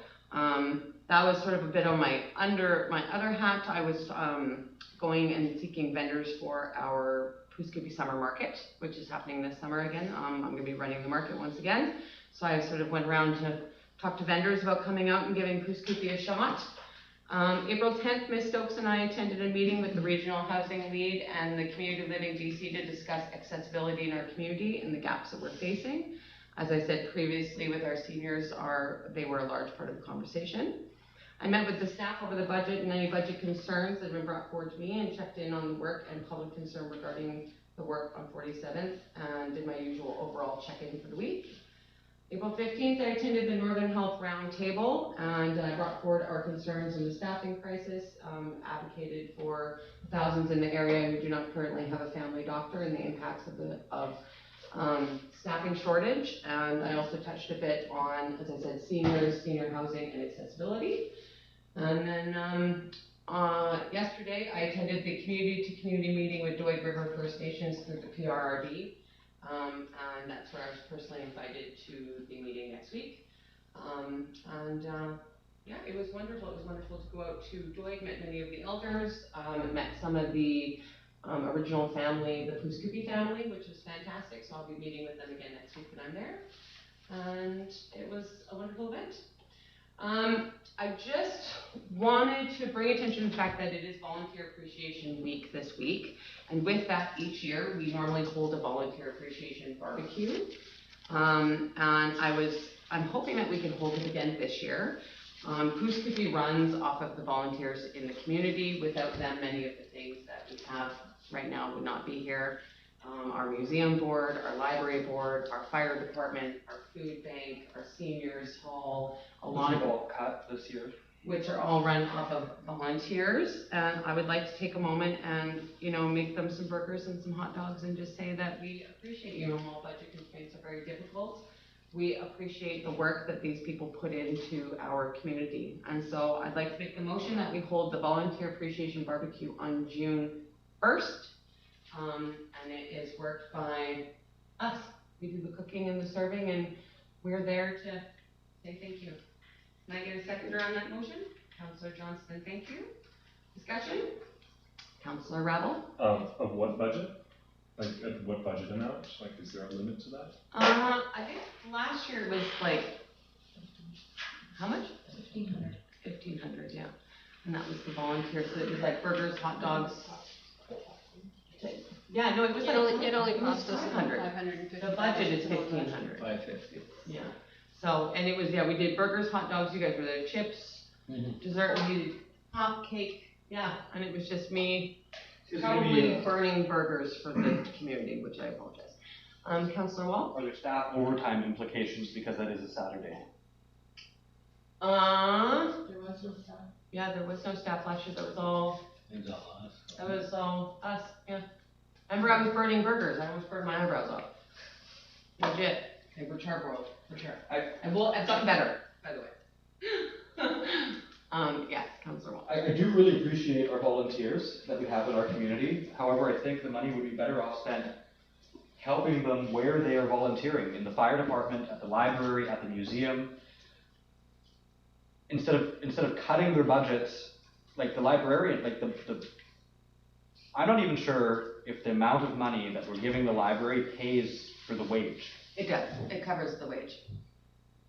So, like, what I'm getting at is I would rather spend that money on the actual municipal services to help the volunteers than to cut what they're doing and then go, thank you, here's some burgers. You know? You'd rather spend $18,000 instead of a couple of hundred. Gotcha, okay. That's not what I'm saying. Yes, Councillor Rebel. Is it possible to not have a municipally funded budget and then source donations or source sponsors to give us, a box of patties? The barbecue comes from the fire department. Yeah. It could be a community effort instead of it just being outright purchased by the village.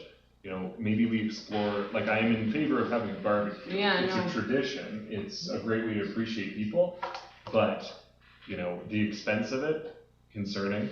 And, why doesn't everyone pitch in and buy a box of burgers, or we source folks who want to donate? There is time to explore that option. I'm in favor of a barbecue, but I'm not in favor of spending taxpayer dollars on it. Because we've become so rigid with how we're approaching all of this. Councillor Whittle? Yeah, no, I missed the actual amount that was spent last year. Could staff Repeat that. Are you cutting out? Are you driving? Don't be driving. It was No. 500 last year, I think. 550. 550 approximately. So 550. So we're concerned about money being spent. Why don't us as councillors each pony up and we split that between the four of us, and we fund the burgers and the hot dogs for the volunteers. I made that motion at the beginning of the meeting and it failed. Are you making that motion, Councillor Whittle?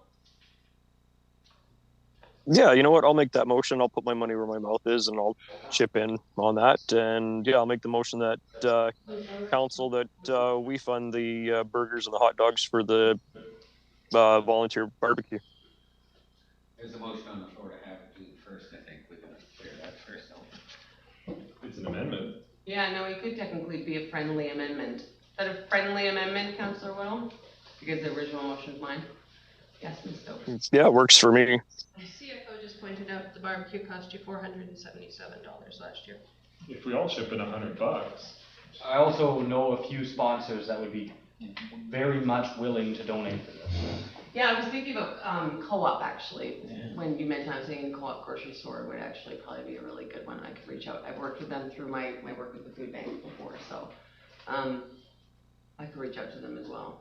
Yes, Councilor Rebel. So my suggestion would be reach out to donors. If there's a shortfall, council ponies up. Yeah, I agree. Yeah. Yeah, let's do that.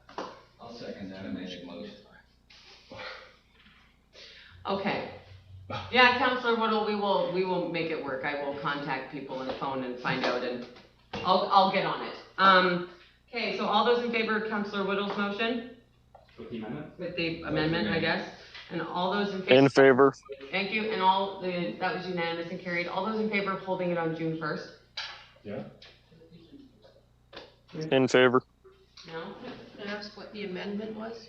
Well, it was the If we didn't get Seek the. donors. seed If donors not, and money, oh, yeah. yeah. I'm gonna make a few phone calls, so that'll be.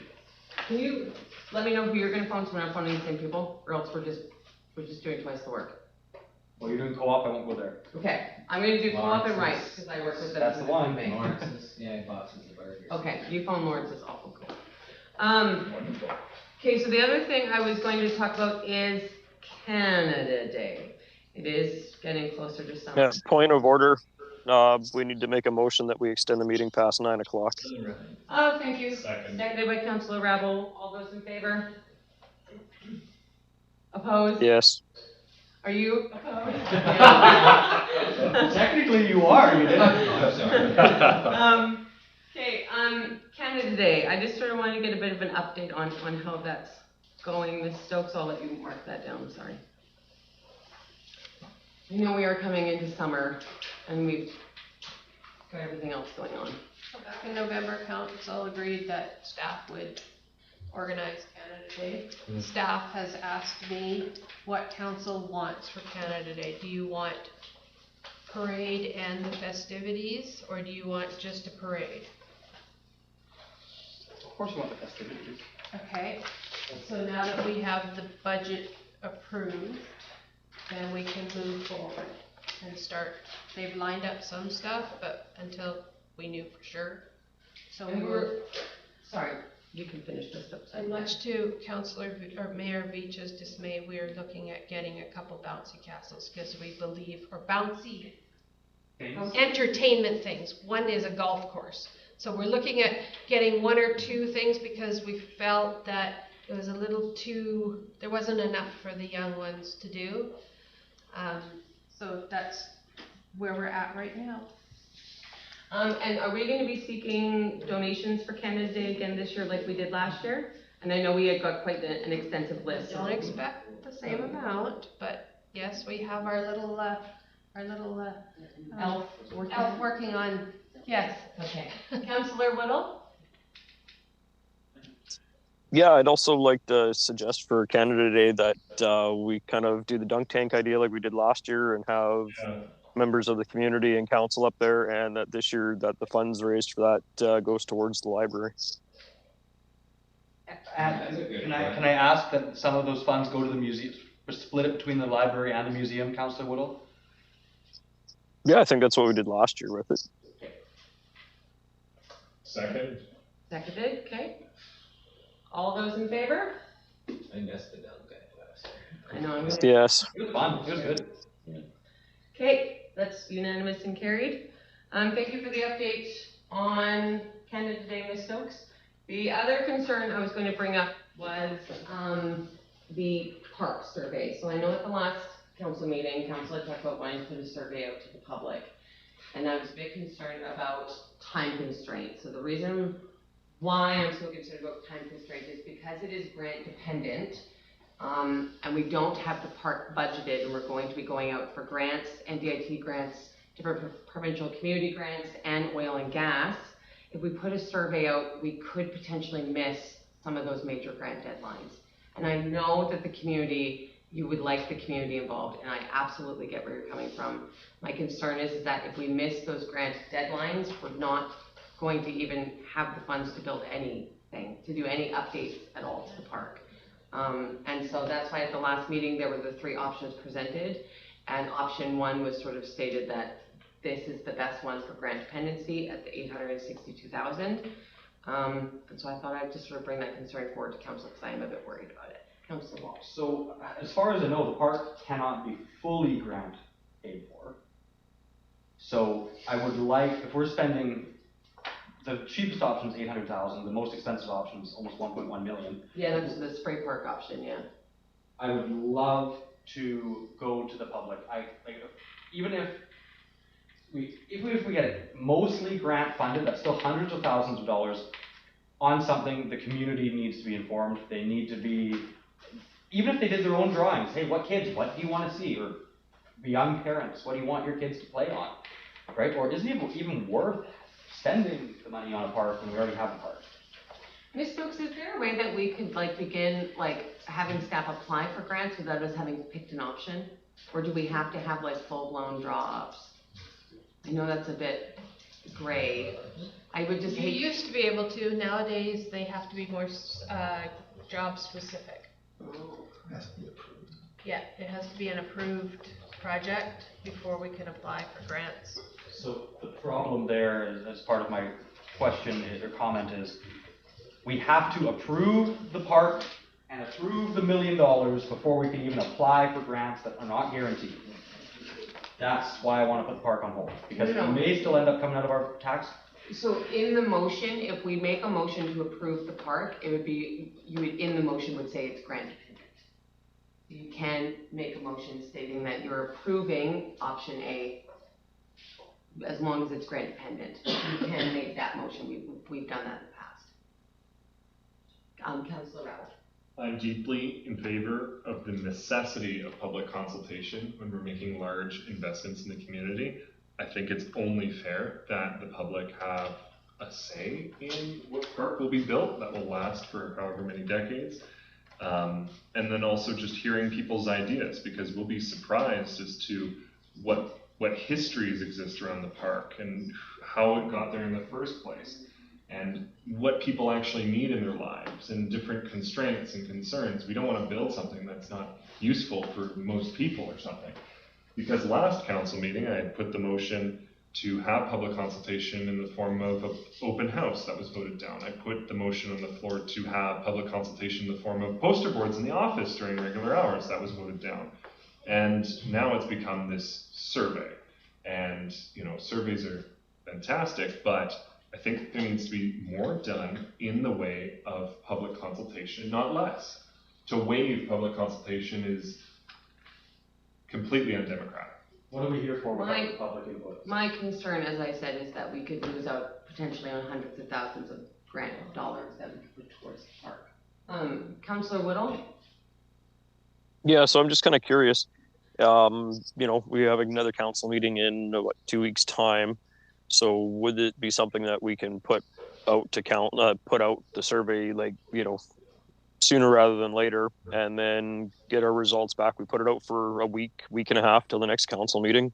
It gives us a chance for feedback, and delaying by 2 more weeks is not gonna really hurt us applying for grants at that point in time, and then we at least have some feedback if people choose to fill out that survey. Is that enough time, Ms. Stokes? Like, Not really. Not really, I We should didn't. put the survey out for about a month. We could put a survey out in conjunction, we could do something kind of collaborating the survey with what Councillor Rowell has suggested, being the boards in the office, where people could come and just kind of mark what, or make comments on them. We could leave sticky notes there. But I don't believe a public consultation, doing a separate event at night or after hours, is feasible. And I think that with the amount of survey results we've gotten in the past throughout the village. I think the reason why the boards was voted down last time was the cost concern. That was one of was how much it would cost to conduct the boards. There's gonna be a cost to almost everything you do, but it can be minimal cost. I mean, Yeah. we get the boards at the dollar store, we have things to put up. We can have the maps printed. Thank you. I just know that, yeah, that was a concern. Councillor Wall? I'd just like to know that this is where some of my frustration is coming from, when I'm told that selling our sewage water doesn't need to come to council, and possible huge infrastructure projects don't need to come to council. Yet, we're sitting here talking about poster boards. Like, just buy the poster boards if we're doing a survey. That doesn't make a difference to me, but when it comes to things like selling our sewage, and I can't even get staff to, it's inappropriate to call Dawson Creek and see what's going on. Like, there's a total dysfunction at this table and in this room in regards to what is appropriate to bring to the council table and what isn't. Like, sometimes we even get like just a motion to pay the bill. Like if we're doing a public consultation, if that was approved at the last meeting, do public consultation. It's already been 2 weeks, especially since if there's such a time constraint. There is no large infrastructure project. I'm just clarifying that. Councillor Ravel? I'm perturbed by the fact that a potentially $1 million capital project has a $0 public consultation budget. That's absurd. I've never heard of this. And that there's no effort beyond surveys there needs to be meaningful consultation and a point. It's undemocratic and I don't know how I can explain this any better. I'm so flabbergasted. You can't have $1 million project without asking people what they want to spend $1 million on. I am so shocked at the sentiment. What grant is limiting us and hemming us in that we must be ready to go for the deadline?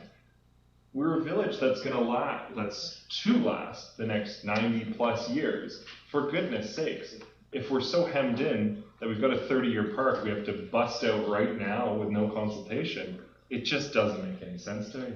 Just clarification, I'm not asking the taxpayers to spend $1 million. I'm asking for a park to be built that's completely grant funded. Grants have deadlines on them. That's why it's so important. Park prior to At this point in time, Ms. Stokes, I like what you had said about like doing it coinciding with the poster board and the survey. We already have a motion on the floor that has been approved to do the survey. Do you need a second part to that poster board bit, or can you just include that? Point of order, that would be a motion reconsideration technically, because it was voted down. Mm-hmm. You can't bring a reconsideration. You could just, Councillor Ravel, you could just make the motion again. Again, yes. If you'd like to remake your motion, unless you're going back on the poster board thing, that's completely up to you. Just point of order, we can't actually make the same motion twice. That's why reconsideration is a factor that only the mayor has. We can't make the same motion twice within a calendar year. I make the motion that you add putting up a couple of poster boards in the office to coincide with the survey. You can't do that. It has to be a reconsideration. We already voted against it. It's a separate motion from what was stated. Can I get a seconder on that motion? Thank you, Councillor Johnston. It's a completely separate motion because it's to coincide with the survey. The original motion was not coinciding with the survey. That then makes it a brand new motion. That's why I'm coinciding them. To be fair, I wasn't here. I just watched the video online, but we have no minutes, so I can't confirm. Oh, yes, Councillor Rapp. I believe more meaningful consultation is necessary. Okay. Okay. All those in favor of doing the surveys coinciding with the poster boards in the Point office? of order. That was a motion. It totally was a motion. It was a compromise I desperately kept making, and it whittled down. Poster board and survey became survey. Councillor Woodall, are you in favor of that motion or opposed? It's an illegal motion. It's not. So, to Councillor Ravel's point, it was essentially a negotiation. It was a back and forth between himself and myself, and there was a motion to not go forward with the poster board. But I am in favor of adding that, if I had some time to reflect on what Councillor Ravel had stated in the last one. So I am in favor of this motion to add the poster board to go in coincide with the survey. Thank you. My understanding of the original motion, Councillor Ravel, that was made was to do a poster board presentation here in the chambers or in a public consultation. That's a completely separate motion from what I'm making. That's my understanding of the motion that was made. I did watch the council meeting online, and that does not appear. I was not able to attend, but I did watch it online, and that's not how it appears in the video. Okay. I'm not quite too sure how to proceed on that, Ms. Stokes. I have enough to go forward with the motion that was made, with adding it in. Councillor Ravel, would you like to be opposed? I am abstaining as I do not believe it to be a valid motion. Actually, I should abstain as well, because that would require reconsideration under Robert's Rules of Order, Okay. which you're refusing to do. You can just say you reconsider the motion from the previous meeting. I don't And then we're not breaking any rules. think I can. Then we're not breaking, you can just say you reconsider, then we're not breaking any rules, we're not gonna get in any legal trouble, and they can buy Not the motion. Yeah. Point of order, let's move on. So I was also talking about the baseball diamond. So there are a We're not few. taking a vote on this. Hmm? There's no vote on this. Yeah, there was Yeah, I would be there fair. was 3 in favor, 2 abstained. all in favor, or did you just go around one by one? No, I called the all in Oh, favor, yeah. So Johnson, myself, and Whittle were in favor, and then 2 are abstaining, so. There are 2 grants regarding the baseball diamonds, through NDIT, one specific grant through NDIT. Staff at this point in time, because we're still talking about budget and stuff, there is grants, because we have spoken with Iron Wolf Athletics about doing some upgrades and repairs to the baseball diamonds. There is an NDIT grant available that staff would like to apply for, but they need permission from the council to apply for the grant. It's up to, how much is the grant up to again? 310,000, or I can't remember either. One is 30, and I think the other one's 100. Oh, 100, thank you. That's why I'm getting those numbers mixed up. So there is an opportunity for staff to begin applying for this grant. The grant deadline is April 30th. April 30th. So, staff, yeah, they need permission for you guys to apply for it. Councilor, what? I'll make the motion that staff apply for both grants that are available for the upgrades required to the baseball diamonds. You seconding that, Councilor Johnson? Second. Oh, he beat you to it, Councilor Whittle. You thirded it. Yeah, you thirded it. Councilor Rabble, discussion regarding the grants? Well, yes, there's no scope of work, there's no material plan to how we're executing this grant. How can we move forward with the grant? What implications does this have? There needs to be due consideration.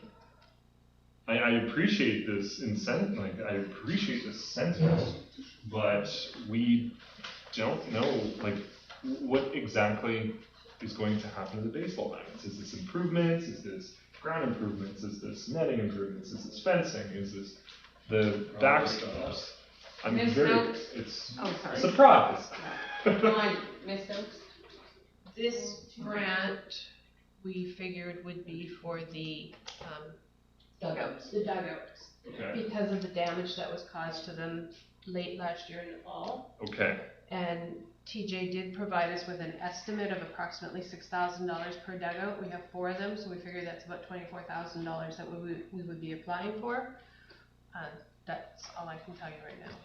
But that's where we were thinking that we would apply it first, because those were destroyed last year. okay, thank you. Councilor Wall?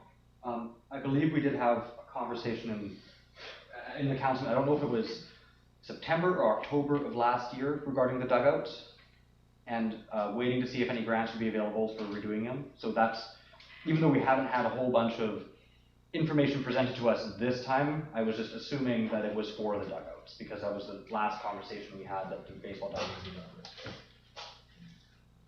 Do you have a question, Councilor Rabble? Clarification, yes.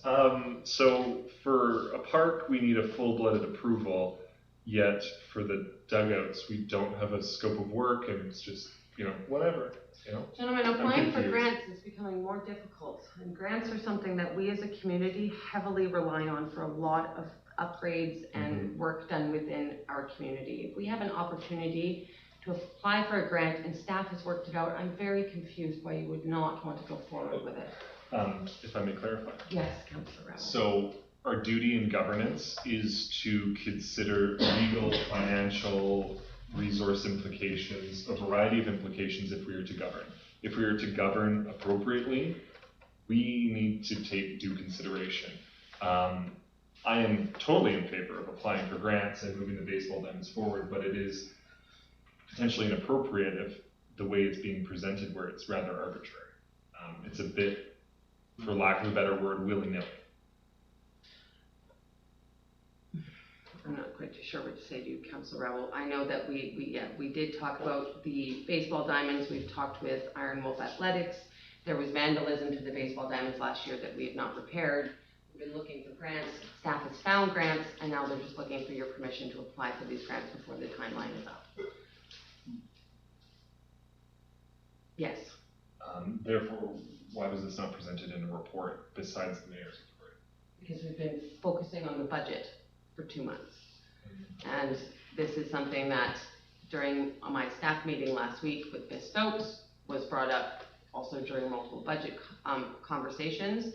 And it was realized that at this point in time, the report had not been put on the agenda, and that is more to do with the budget and where we're going with the budget. We couldn't really move forward very much with it. So staff is really just looking for permission to apply for this grant. Yes, Councillor Wall. So, I'm in favor of applying for the grant, but on Councillor Ravel's point there, yes, this has been kind of convoluted and a little bit interesting, because you say that it's come up in the budgeting. It hasn't come up in the budgeting, anything that I've been to. Is there a meeting that, well, I watched the video online, I didn't see it the last. There was no budgeting with the baseball diamonds this time, no. But you just said that we were. She was working on the budget. No, we But were. then you're having meetings with staff about it, and it's not in a report, and we don't actually have a plan to do it. We said, yes, we could look into what we could do back last fall, but we haven't actually had anything about what we actually are going to do. And when it comes to the park next door, you're saying we can't apply for the grant before we approve the park project. But then for the baseball diamonds, which is also part of a park, you're saying we don't need a plan, we can just apply for the grant. We have it figured out from the last meeting where we spoke about the dugouts in September when they were vandalized. That's been our focus. That was our focus in September and October when it happened. It's still our focus now. But we haven't had any report on that, and we don't actually have a plan on how we're going to fix it. Compared to the $1 million park next door, if we approve that, you're saying we have to get the grant first for the dugouts, and we have to approve the park first next door, and you're saying it's both because of how the grant application process works. Which is it? Is it you apply for the grant first, and then it's dependent, or you have the plan and the project's approved, and then you get the grant? It can't be both if it's the same parks funding. If you listen to Ms. Stokes, she said we already have the quote that the dugouts will cost roughly $6,000 to repair each. That counts as a project. That is the project we've been focusing on. That is what she's going to be using to apply for this grant. It's a dugout focused grant. The board, this council has already talked about the dugouts. We've already received the quotes from TJ. We got the papers in September. It's using that information. It's already been approved. We've just been looking for grants, and now a grant has been found. I'm saying it's a double standard is all I'm saying. There's a double standard for the baseball diamond versus the park next door. That's because we already have a plan for the baseball diamonds, Councillor Wall. We had it in September. Councillor Ravel. It's putting us in a tough spot. Absolutely, I want to see the dugouts fixed up, but the due process has not been initiated. It hasn't come in as a report with the appropriate consideration. It's rather, anyways, I totally see the value in it, but the problem is this body needs to function appropriately. Okay, I'm going to take one more comment or question, and then I'm going to call the question that's on the floor. Councillor Wall. My last question is, I know during that meeting in September, October last year, insurance did come up. Have we even contacted our insurance company to see if insurance will cover it? I don't remember insurance coming up. We have vandalism insurance. Is there a reason we're not being paid out for that, or? It wouldn't be worth the claim because it's a minimal amount. Well, how much is our deductible? 2,000? Well, 2,000 is less than 6,000. 10,000. And it's $30,000 to fix the dugouts? Because we're applying for a $30,000 grant? But it's not. Or is it 6,000? Because if it's 30,000, then we should go to insurance. It's $6,000 a piece. There are 4 dugouts. It would cost $24,000 just to It'd be one claim though, because it's the same insurance. Okay, I'm going to call the question. All those in favor of staff applying for these grants that they have found through NDIT? In favor. All those opposed? I have to be opposed. That's fine. Would you like your opposed noted? Yes. Yes. Yes, I wanted to oppose. Can I say opposed due to we haven't contacted insurance? Implications need to be considered and presented. Okay. All right, where is? Okay, and that is my report. I recall there being a motion to contact insurance. I'm gonna have to look at the meeting. Okay, moving on to, so we already moved the question period up, Ms. Stokes, or there was a motion for 2? Okay, so we're moving back into question period. So if there's any questions from the gallery, same as last time, you get 2 minutes to speak. I just ask that no vulgar language or anything be used, and if you have any questions or concerns regarding the council, please come up to the podium and say your piece. If you'd like to come up, or do you want to sit there? It's up to you. Hey, wherever you're most comfortable. I was here for 2 meetings back when the proposal was made for purchasing the new, the second command unit it was called, I believe. Had the opportunity to comment on it last meeting. And with all due respects to your great efforts to balance the budget, which is weighing quite heavy on you, I see. And to witness tonight that you go ahead, and I have no questions with the fact that the fire department could use an extra vehicle to haul back their heavy equipment or to shuffle their personnel around at the fires. But the thought that they need to spend this amount of money, I believe this is roughly 10 times as much money as what would be needed to do that job. And tonight I witnessed that get passed, and at the same time, you struggle to save $600 on a little bit of comfort, you might say, snacks, whatever. Another $500 saved on the volunteer appreciation thing. When the volunteers, and myself, I can speak as a volunteer because I've done considerable volunteer work. I made considerable volunteer donations. And when I see you put out an extra $150,000 that is totally narrow-minded and unreasonable for a purchase like that, it is really hard on volunteer participation.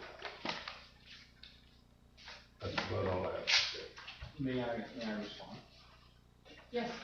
So the purchase of this command truck, we did do the previous council did do a village survey, and it ended up with a town hall meeting. In 2022. In 2022, and regarding the level of service for the fire department.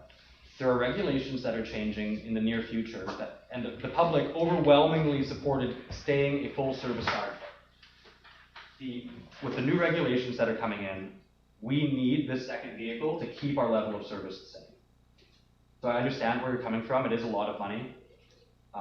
The truck itself, if I may ask staff, the truck itself was 90,000? 88,000 for a new truck. That's actually not. The proposal mentioned 170,000. That includes equipment and everything else that has to go on as well. The equipment was an extra 40,000. No. Brought it up to 210. There's another $65,000 of equipment that has to go on for the light package and the security. Transmitter, stickers, decals, lights, sirens. I do appreciate your concern though, but for me. It's a community of 800 people that needs 2 command vehicles in the neighborhood of 200,000 each.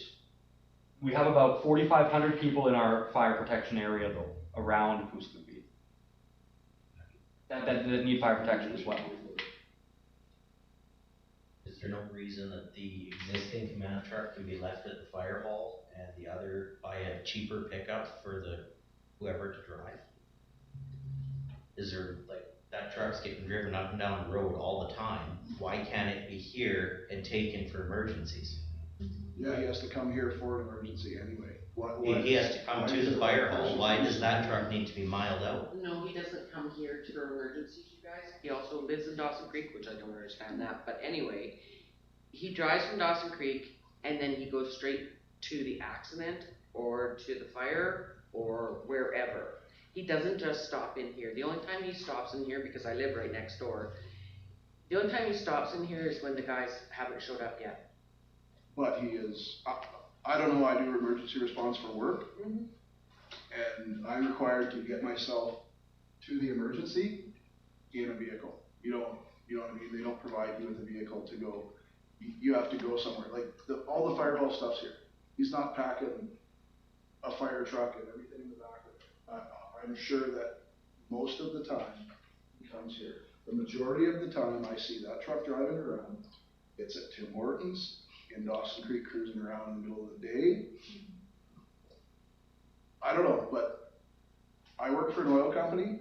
Everyone thinks they have lots of money. They cut back, they stretch trucks out. They used to change them at 120, then they change them at 140, then they change them at 160.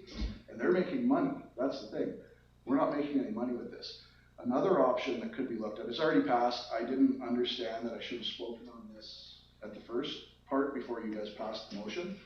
If we're looking at making money with it, why don't you rent a truck for $5,000 for a month, send it up there with your portable skid unit and get paid the money for that, or rent a trailer if it's to bring stuff to and from. There's many ways to do it. I think most people see this as the fire chief's got a lot of kilometers on this truck or whatever. How many kilometers are on it? Does anybody know? My work truck has 240,000. I bet it doesn't have that many. May I ask, staff, question? Do we have a policy for using village vehicles for personal use? Is it being enforced? So if our Poo-Scooby vehicles are in the Tim Hortons drive-through or something like that, as we're hearing concerns from the public, is there a recourse that can be done for that? So a lot of times the command truck is seen at the Tim Hortons parking lot because they're coming back from a fire. He takes his members out for coffee as a wrap-up. The fire chief does not live in town, that's correct. But when there's a call, most of the time he's the one that goes to the call first with the command truck to determine if the bigger trucks are required. Sometimes he can actually put out the fire, especially now that he's got the skid unit, and we don't have to call the fire department out. We don't need a full-size vehicle. We have a firefighter responding to fires by himself. The fire chief will attend the call first, and another firefighter will show up on the scene. In Their personal vehicle, which shouldn't happen. I don't know if we can compensate them for them to avoid a $210,000 truck. I don't know. Our other I see other options to it. Our other choice is to reimburse each firefighter every time they take their personal vehicle out. Or you can give them a declaration of employment, and then they can claim it on their income tax.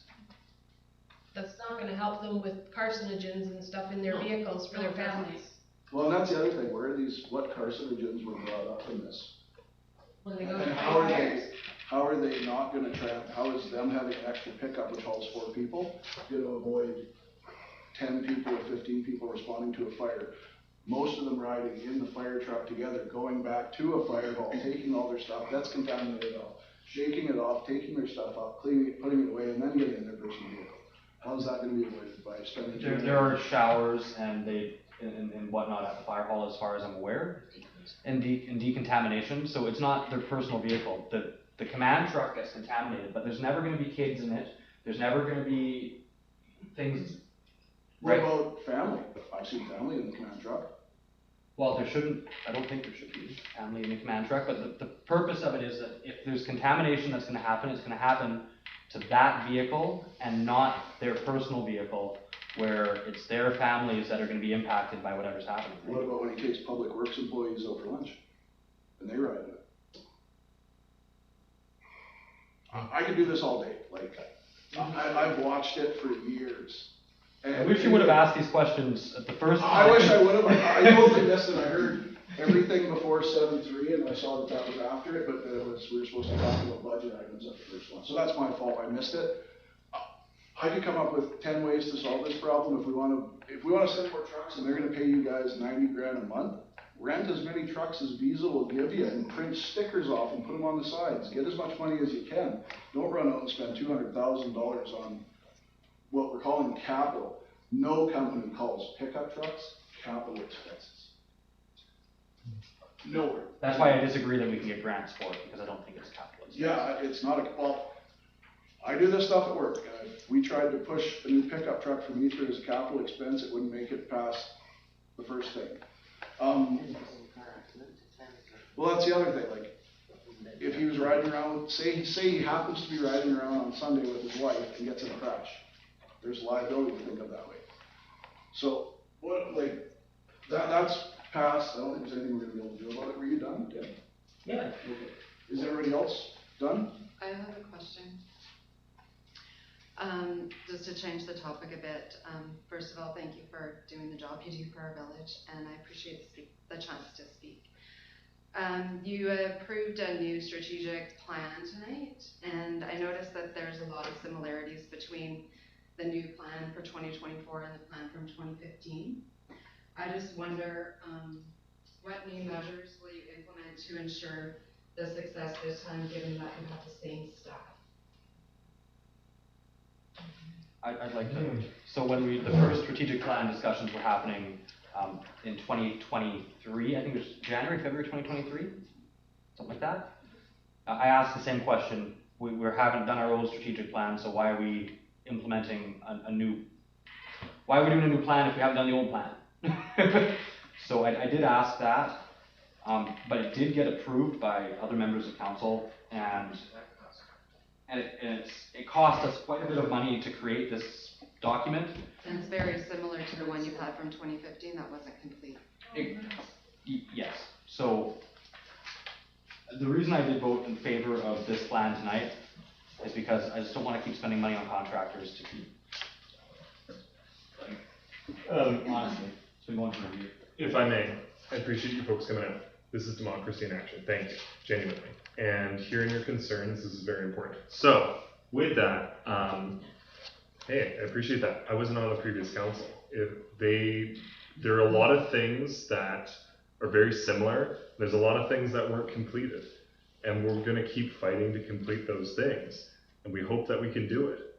But the job, my goodness, if I could shake myself 2 years ago and say, hey buddy, this is what you're getting into, it'd be different, right?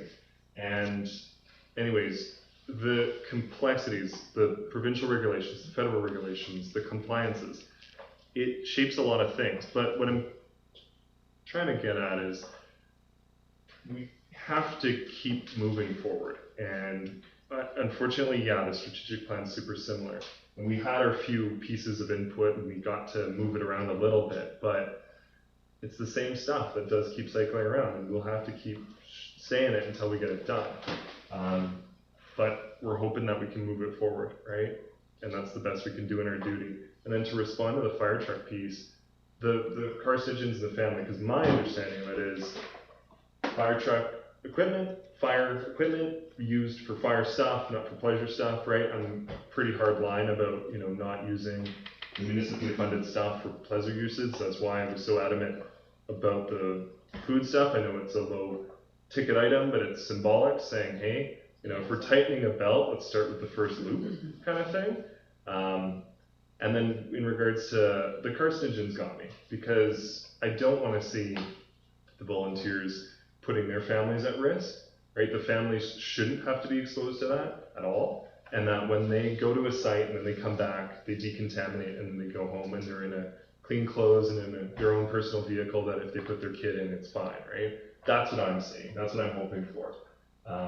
And there are some tough calls we have to make, right? And unfortunately, we don't have, so we're trying to build the roadmap. The strategic plan is the roadmap that we're trying to navigate to at least put definition to it, so it isn't so arbitrary and random. The strategic plan is a guiding document for staff. Yes. Can I answer your original question? So the infrastructure, if you go through the strategic objectives, in number one, we will protect and approach managing our infrastructure for the long term. We began a culvert replacement program. That's what's currently happening. That's how we're going to be working toward actually completing that this time. This is also in line with our flood mitigation, which was done in 2021. So this is all coinciding with that. So we have begun our culvert replacement program. We did a culvert last year. We're doing one currently. Our emergency response plan is now complete. That is also part of that. Our staff have also received EOC training, and they're attending the NEST conference. Ms. Stokes, who is our CAO, is also part of our emergency response team, and our staff are far more trained and do have a guiding manual that they are going off of now that we did not have the last time we set this objective. The support of the growth of development in our community. We have received a $50,000 grant to hire an ECDEV officer. We are currently looking at hiring one. Once we get ECDEV in here, that'll be the first time that we've had ECDEV within the village for a long time.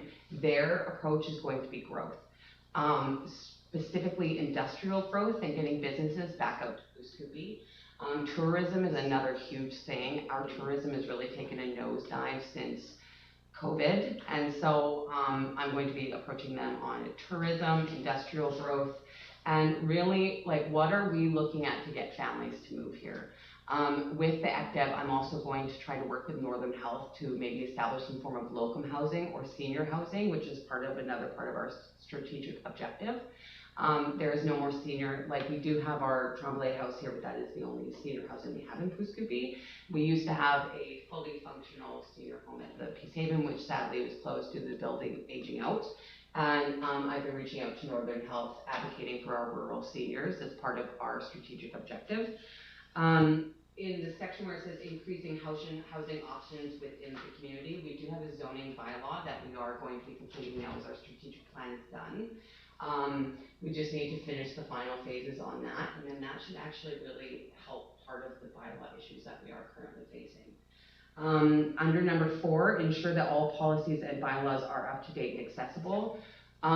Council just approved about 6 weeks ago adding bylaw writing to our current bylaw contractor's job. He is going to be helping us update some of those. Well, some of our bylaws are very outdated. One of our bylaws literally says, please hitch your horse before you go into a building, because there are so many of them, and our staff do have a hard time finding the time to go through and dig out those old ones and changing them. And so we have actually added more bylaw writing time to our current bylaw contractor, which does meet with number 4 of the strategic objective.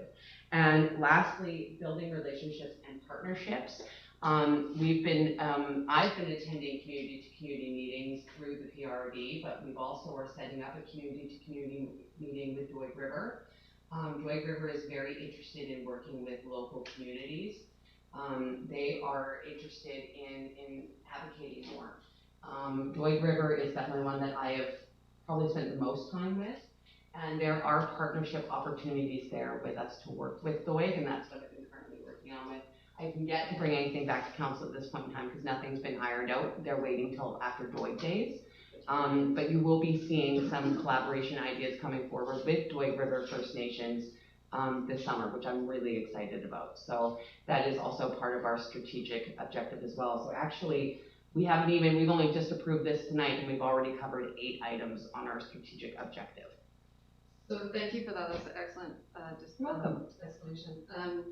One of the action steps is to establish, or I forget the wording, emergency service center, something like that. How does that fit in with the objectives on the action item list?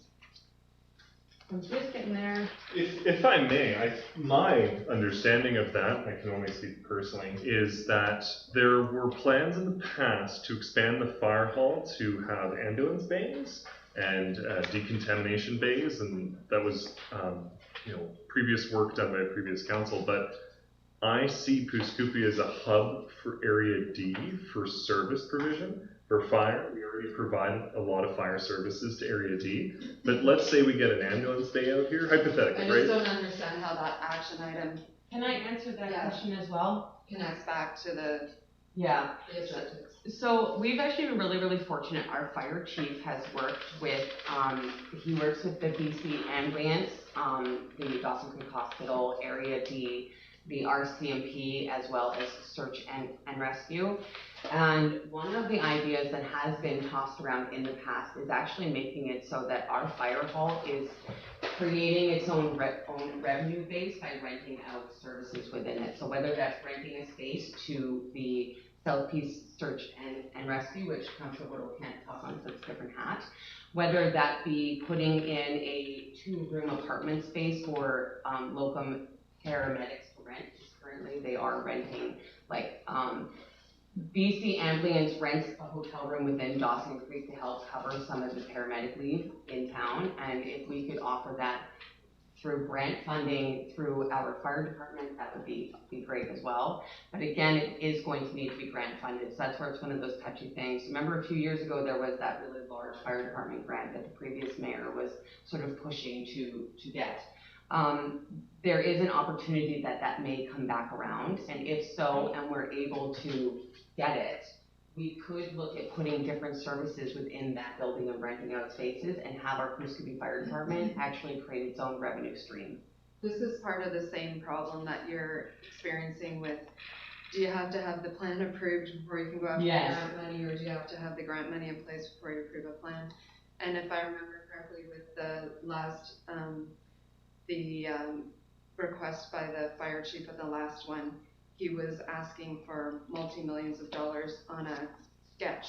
Yes, so, So what is there? yes, so what has happened since then, we have, received, not technically in writing, but the Area D director has said, and he did state at the end of that grant application last time that he would fund the cost of getting the draw-ups done, and he still is willing to fund that cost. So you'll push ahead with getting some proper plans so that you'll be in a position to actually apply for those grants when they come up. Yeah, and that is a conversation that myself and the fire chief have had with Area D director multiple times. So that is definitely something we're looking at. It's just that grant currently is not open for application and there is no timeline on it as of yet. So we are still in that weird limbo. Just to conclude my original point and in response, to tie the emergency service centers, as I understand it, being expanded fire and ambulance, it would tie into supporting growth and development. People, some folks, most folks don't want to move to a community without adequate fire and healthcare, and then also making it a multi-generational and inclusive community. Shortening response times of ambulances. If you're living out of town and it's 40 minutes to the hospital and the ambulance takes 40 minutes to get to you and 40 minutes back, you might perish, right?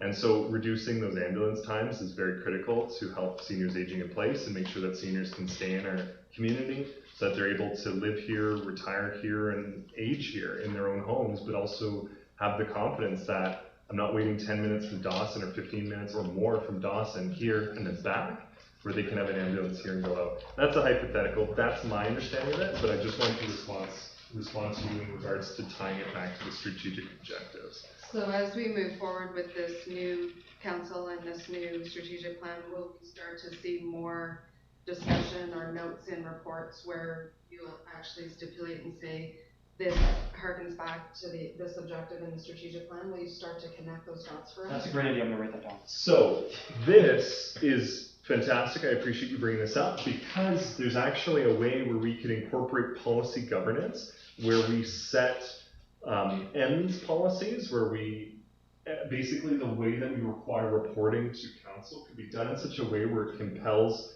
an explanation of how this project ties back to strategic objectives. There is a way that we could implement policy governance, and I appreciate that you brought this up because it's been an idea that's been milling around in my head for some time because I've seen it with other boards. So yes, that is possible. It would require a reporting procedure from my understanding and policy governance. And it's a way of holding your staff accountable so that they actually start to achieve those goals rather than and holding us 2015 to accountable. 2014, we're not that much further ahead. I appreciate that you've let us, that you've clarified that to us. So thank you.